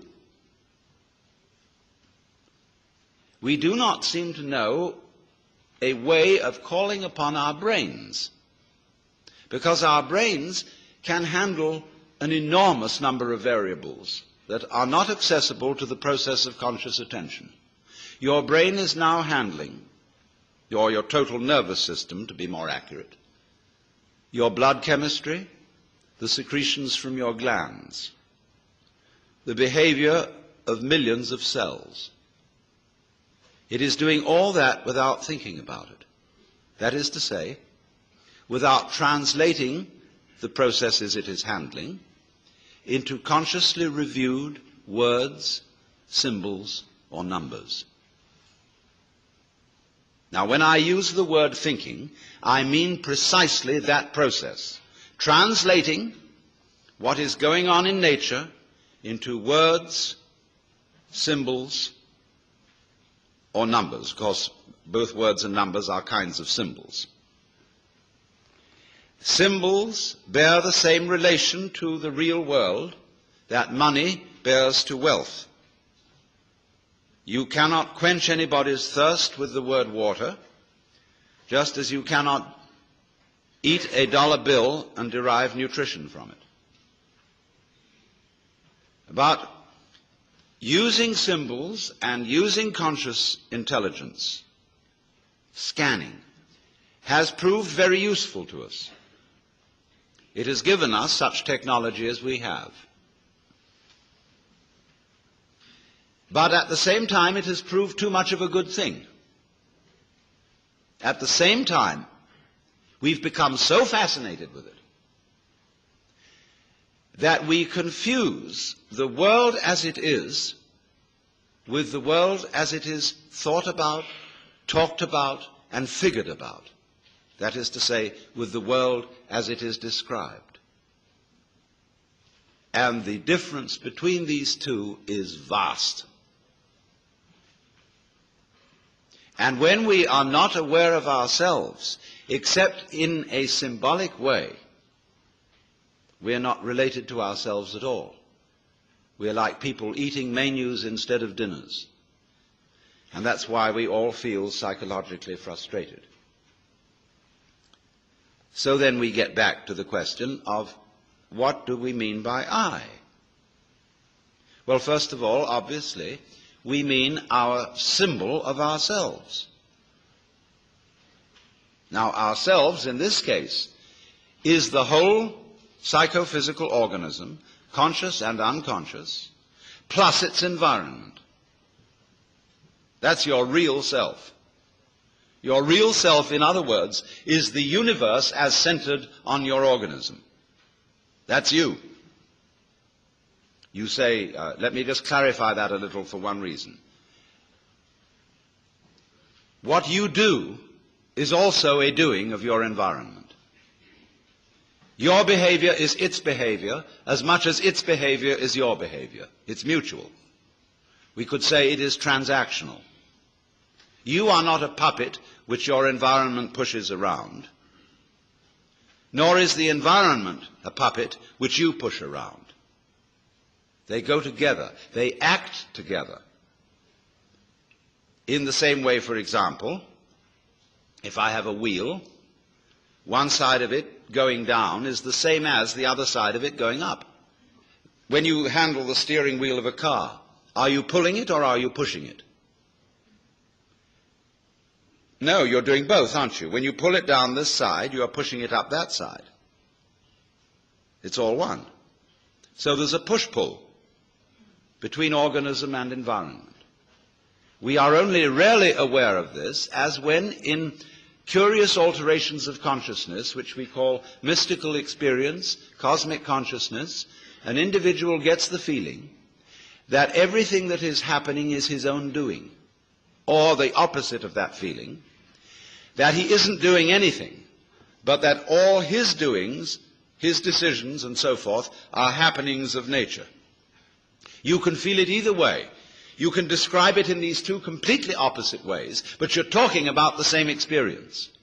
You're talking about experiencing your own activity and the activity of nature as one single process. And you can describe it as if you were omnipotent, like God, or as if it were completely deterministic and you hardly existed at all. But remember, both points of view are right. And we'll see where that gets us. But we don't feel that, do we, ordinarily?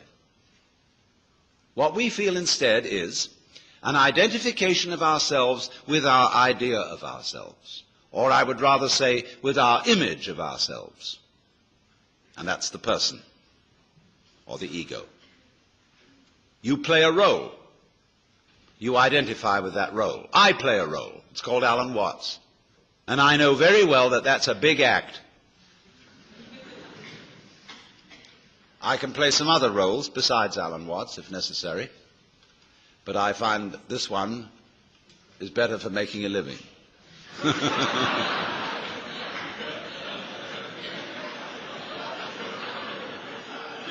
But I assure you it's a mask, and I don't take it seriously. You know, the idea of my being a kind of messiah or guru or savior of the world just breaks me up. Because I know me. So it's very difficult to be holy in the ordinary sense. So I know I'm not that. But most of us are taught to think that we are whom we are called. And when you're a little child and you begin to learn a role, and your parents and your peers approve of your being that, they know who you are. You're predictable. So you can be controlled. But when you act out of role and you imitate some other child's behavior, everybody points the finger and says, you're not being true to yourself. Johnny, that's not you, that's Peter. And so you learn to stay Peter, or to stay Johnny. But of course, you're not either. Because this is just the image of you. It's as much of you as you can get into your conscious attention, which is precious little. Your image of yourself contains no information about how you structure your nervous system. It contains no information about your blood chemistry. It contains almost no information about the subtle influences of society upon your behavior.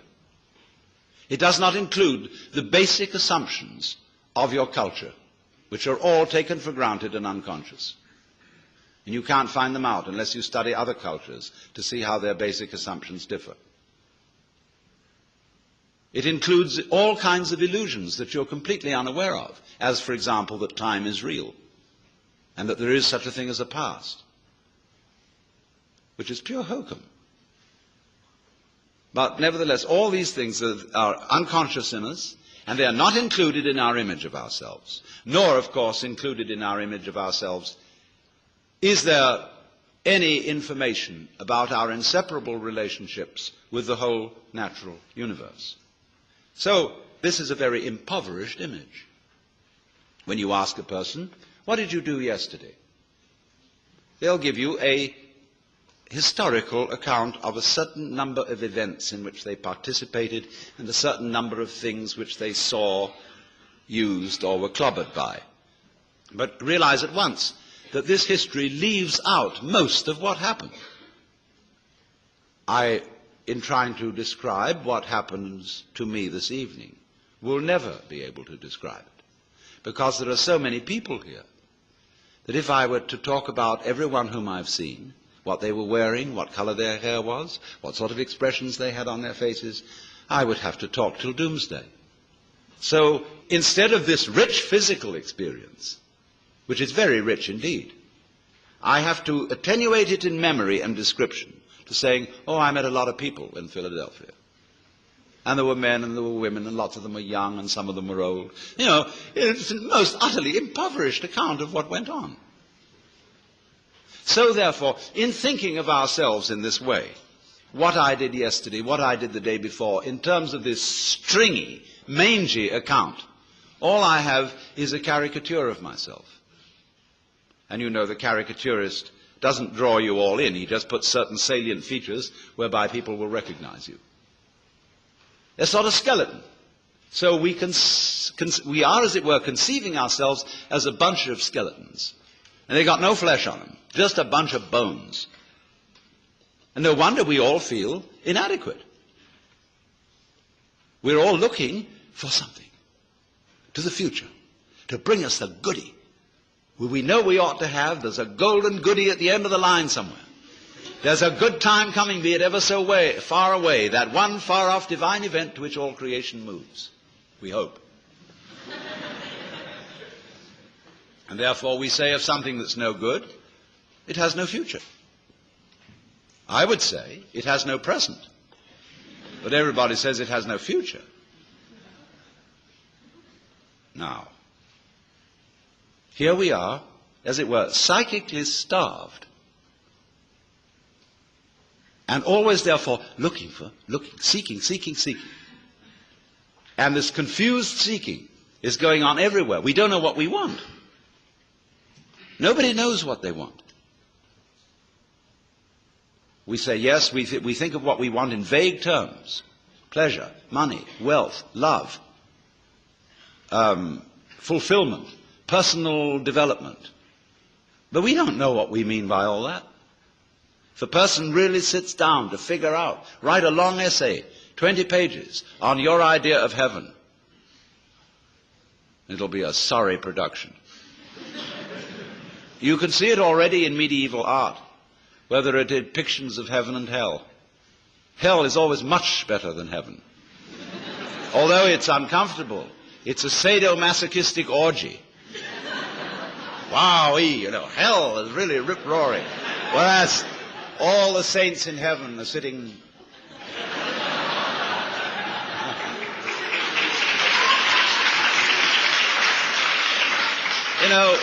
very, very smug and demure, like they were in church.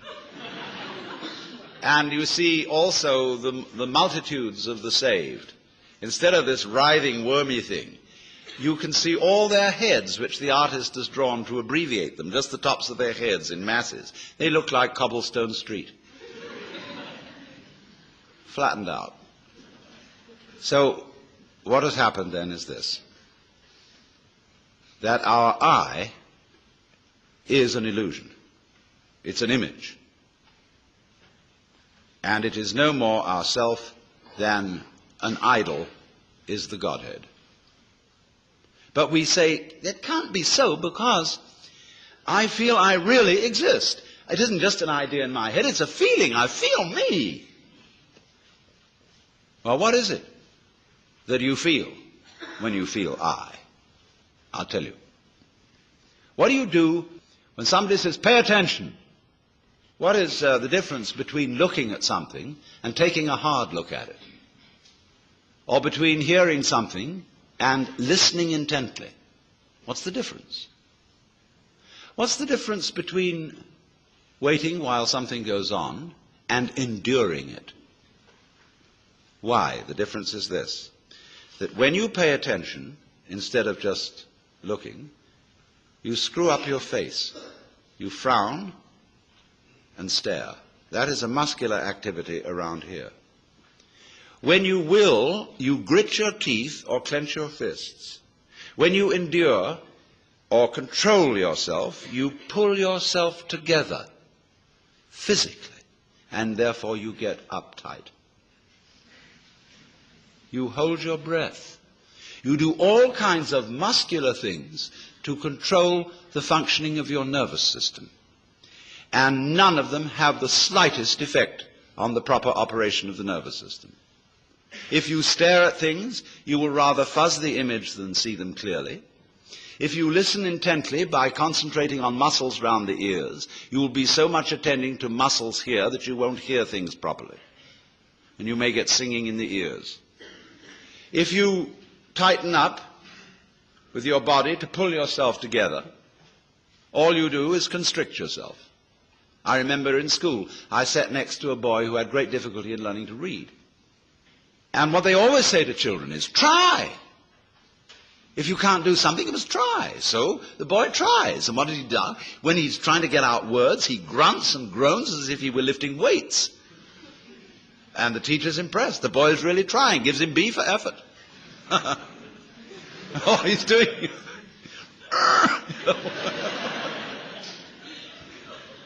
Has nothing to do with it.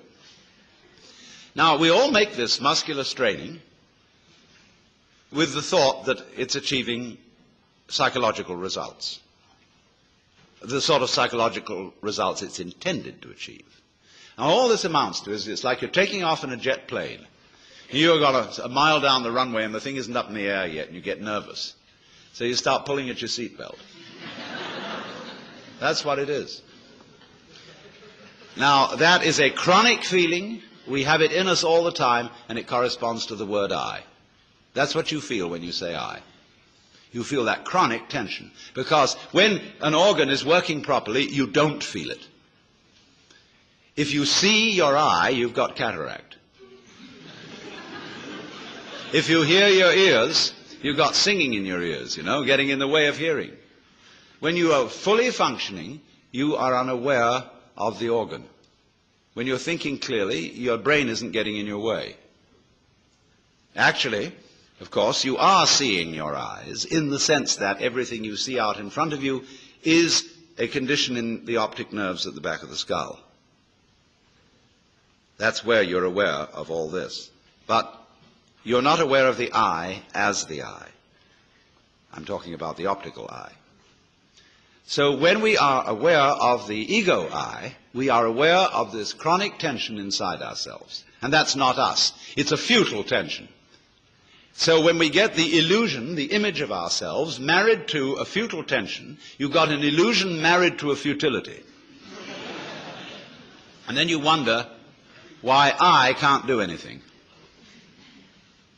Why I feel in the face of all the problems of the world impotent. And why I somehow cannot manage to transform I. Now here we get to the real problem. Because we're always telling each other that we should be different. Now, I'm not going to tell you that tonight. Why not? Because I know you can't be. Nor can I.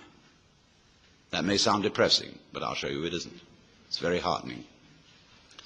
But everybody, you see, who is at all sensitive and awake to their own problems and human problems is trying to change himself.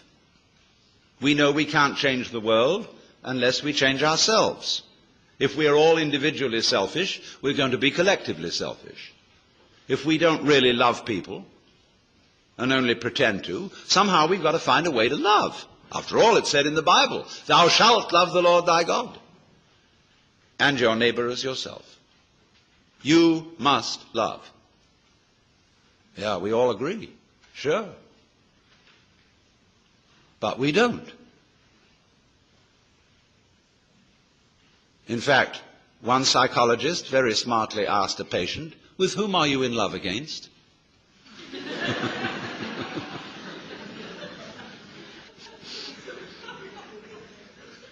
And this particularly becomes appalling when we enter into the realm of higher things, by which I mean spiritual development. Everybody these days is interested in spiritual development.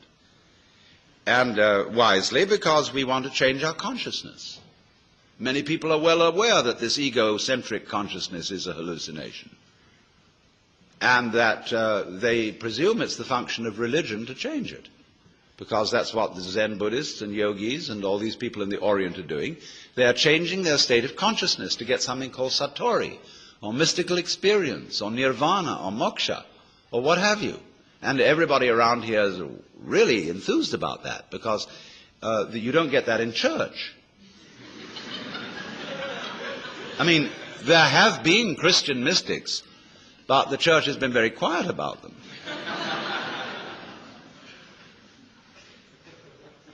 But in the average church, all you get is talk. There's no meditation, no spiritual discipline. They tell God what to do interminably, as if he didn't know. And then they tell the people what to do, as if they could or even wanted to. And then they sing religious nursery rhymes.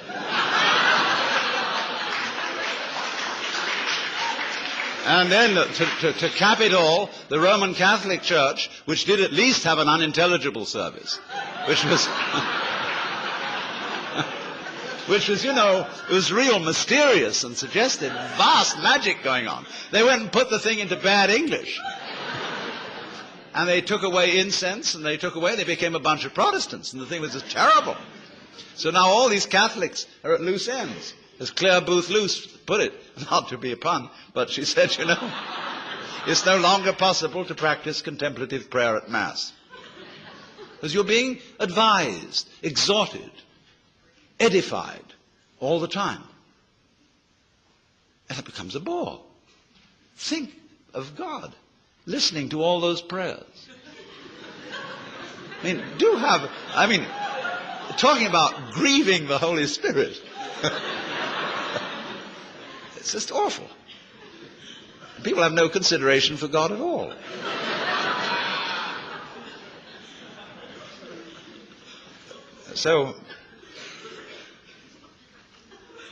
But in pursuing these spiritual disciplines, yoga and Zen and so forth, and also psychotherapy, there comes up a big difficulty.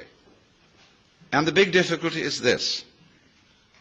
I want to find a method whereby I can change my consciousness. But therefore to improve myself. But the self that needs to be improved is the one that is doing the improving. And so I'm rather stuck. I find out the reason that I think I believe, say, in God, is that I sure hope that somehow God will rescue me. In other words, I want to hang on to my own existence. And I feel rather shaky about doing that for myself, but I just hope there's a God who will take care of it. Or, if I could be loving, I would have a better opinion of myself. I'd feel better about it. I could face myself, as people say, if I were more loving. So the unloving me, somehow, by some gimmickry, has to turn itself into a loving me, and this is just like trying to lift yourself off the ground with your own bootstraps. It can't be done. And that's why religion, in practice, mainly produces hypocrisy and guilt, because of the constant failure of these enterprises. Now, people go and study Zen, and they come back and say, wow, getting rid of your ego is a superhuman task. I assure you it's going to be very, very difficult to get rid of your ego. You're going to have to sit for a long time, and you're going to get the sorest legs. It's hard work. And all you wretched kids who think you're getting rid of your ego on part or something or other and easy yoga, you don't know what you're in for when it really comes down to the nitty-gritty. Well, you know, the biggest ego trip going is getting rid of your ego.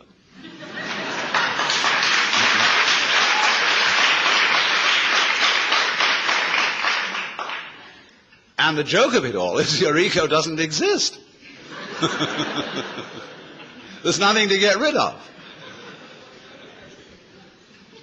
It's an illusion, as I tried to explain. But you still want to ask how to stop the illusion. Now, who's asking? I mean, do you think, in the ordinary sense in which you use the word I, how can I stop identifying myself with the wrong me? Well, the answer is simply you can't. Now, the Christians put this in their way when they say that mystical experience is a gift of divine grace. Man, as such, cannot achieve this experience. It is a gift of God, and if God doesn't give it to you, there's no way of getting it. Now, that is solidly true. You can't do anything about it because you don't exist. Well, you say, that's pretty depressing news. But the whole point is it isn't depressing news. It is the joyous news. There's a Zen poem which puts it like this, talking about it. It means the mystical experience, Satori, the realization that you are the eternal energy of the universe, like Jesus did. It says like this: you cannot catch hold of it, nor can you get rid of it. In not being able to get it, you get it. When you speak, it's silent. When you are silent, it speaks. Now, in not being able to get it, you get it. Because this whole feeling, what Krishnamurti is trying to explain to people, for example, when he says, why do you ask for a method? There is no method. All methods are simply gimmicks for strengthening your ego. So how do we not do that? He says, you're still asking for a method. There is no method. If you really understand what your I is, you will see there is no method. This is so sad. But it's not. This is the gospel, the good news. Because if you cannot achieve it, if you cannot transform yourself, that means that the main obstacle to mystical vision has collapsed. That was you. What happens? You can't do anything about it. You're at your wit's end. What are you going to do? Commit suicide?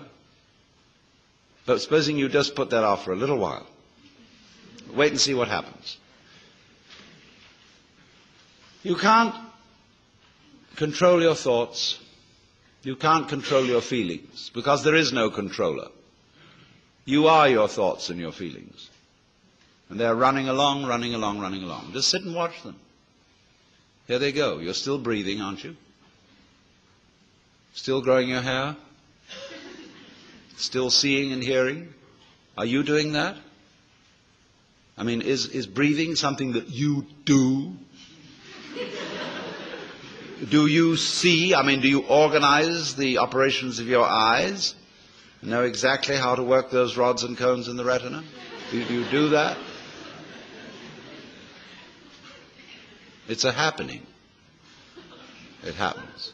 So you can feel all this happening. Your breathing is happening. Your thinking is happening. Your feeling is happening. Your hearing, your seeing. The clouds are happening across the sky. The sky is happening blue. The sun is happening shining. There it is. All this happening. And may I introduce you? This is yourself. This begins to be a vision of who you really are. And that's the way you function. You function by happening, that is to say, by spontaneous occurrence. And this is not a state of affairs that you should realize. I cannot possibly preach it to you, because the minute you start thinking, I should understand that, this is this stupid notion again that I should bring it about, when there is no you to bring it about. See, that's why I'm not preaching. You can only preach to egos.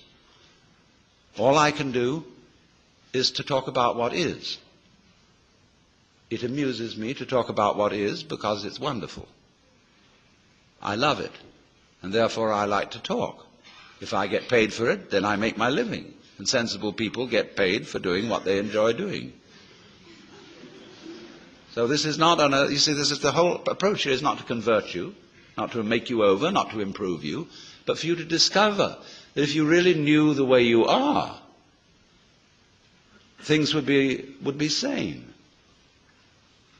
But you see, you can't do that. You can't make that discovery because you're in your own way. So long as you think, I'm I. So long as that hallucination blocks it. And the hallucination disappears only in the realization of its own futility. When at last you see you can't do it. You cannot make yourself over. You cannot really control your own mind. See, when we try to control the mind, a lot of yoga teachers try to get you to control your own mind, mainly to prove to you that you can't do it. There's nothing, a fool who persists in his folly will become wise. So what they do is they speed up the folly. And so you get concentrating. And you can have a certain amount of superficial and initial success by a process commonly called self-hypnosis. And you can think you're making progress. And a good teacher will let you go along that way for a while until he really throws you with one. Why are you concentrating? See, Buddhism works this way. Buddha said, if you suffer because you desire, and your desires are either unattainable or always being disappointed or something. So cut out desire. So those disciples went away and they stamped on desire, jumped on desire, cut the throat of desire, and threw out desire. But then they came back and Buddha said, but you are still desiring not to desire. They wondered how to get rid of that. So when you see that that's nonsense, there naturally comes over you a quietness. In seeing that you cannot control your mind, you realize there is no controller. What you took to be the thinker of thoughts is just one of the thoughts. What you took to be the feeler of the feelings, which was that chronic muscular strain, is just one of the feelings. What you took to be the experiencer of experience is just part of the experience. So there isn't any thinker of thoughts, feeler of feelings. We get into that bind because we have a grammatical rule that verbs have to have subjects. And the funny thing about that is that verbs are processes and subjects are nouns, which are supposed to be things. How does a noun start a verb? How does a thing put a process into action? Obviously it can't. But we always insist that there is this subject called the knower. And without a knower there can't be knowing. Well, that's just a grammatical rule. It isn't a rule of nature. In nature there's just knowing, like you're feeling it. And I have to say you are feeling it, as if you were somehow different from the feeling. When I say I am feeling, what I mean is there is feeling here. When I say you are feeling, I mean there is feeling there. I have to say even there is feeling. What a cumbersome language we have. Chinese is easier. You don't have to put all that in. You can say things twice as fast in Chinese as you can in any other language. Well, anyway, when you come to see that you can do nothing, that the play of thought, of feeling, etc., just goes on by itself as a happening, then you are in a state which we will call meditation. And slowly, without being pushed, your thoughts will come to silence.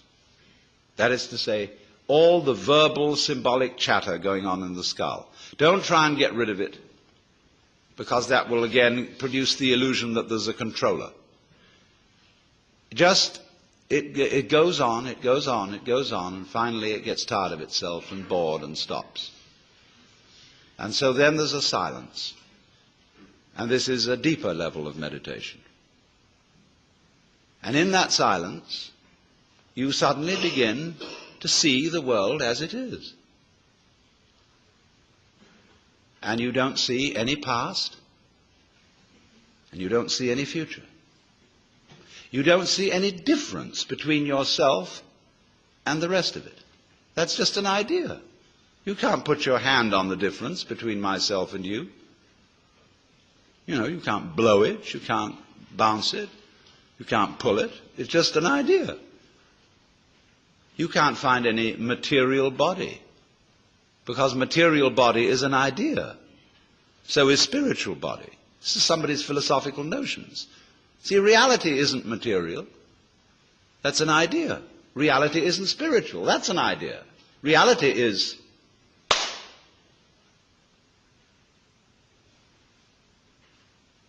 so we find, if I've got to put it back into words, that we live in an eternal now. You've got all the time in the world, because you've got all the time there is, which is now. And you are this universe. And you feel this strange feeling when ideas don't define the differences, you feel that other people's doings are your doings. And that makes it very difficult to blame other people. If you're not sophisticated theologically, you may, of course, run screaming in the streets and say that you're God. In a way, that's what happened to Jesus, because he wasn't sophisticated theologically. He only had Old Testament biblical theology behind him. If he'd had Hindu theology, he could have put it more subtly. But it was only that rather primitive theology of the Old Testament. And that was a conception of God as a monarchical boss. And you can't go around and say, I'm the boss's son.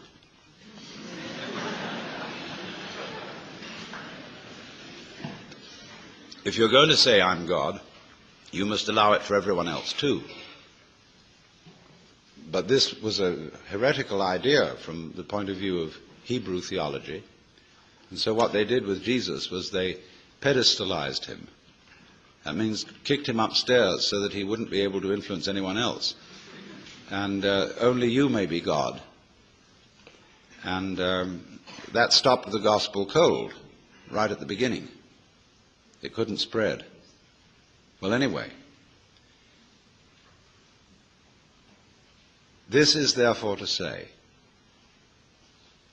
that the transformation of human consciousness through meditation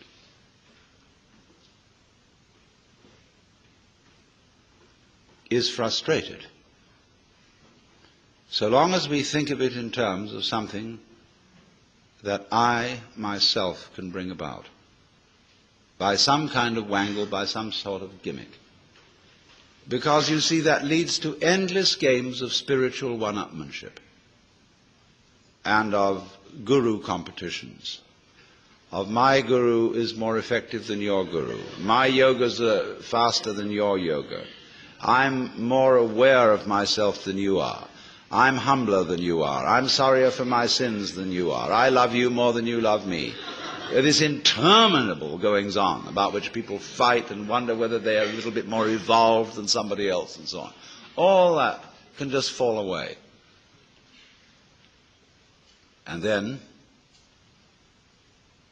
we get this strange feeling that we have never had, you see, in our lives, except occasionally by accident. Some people get a glimpse that we are no longer this poor little stranger and afraid in a world it never made,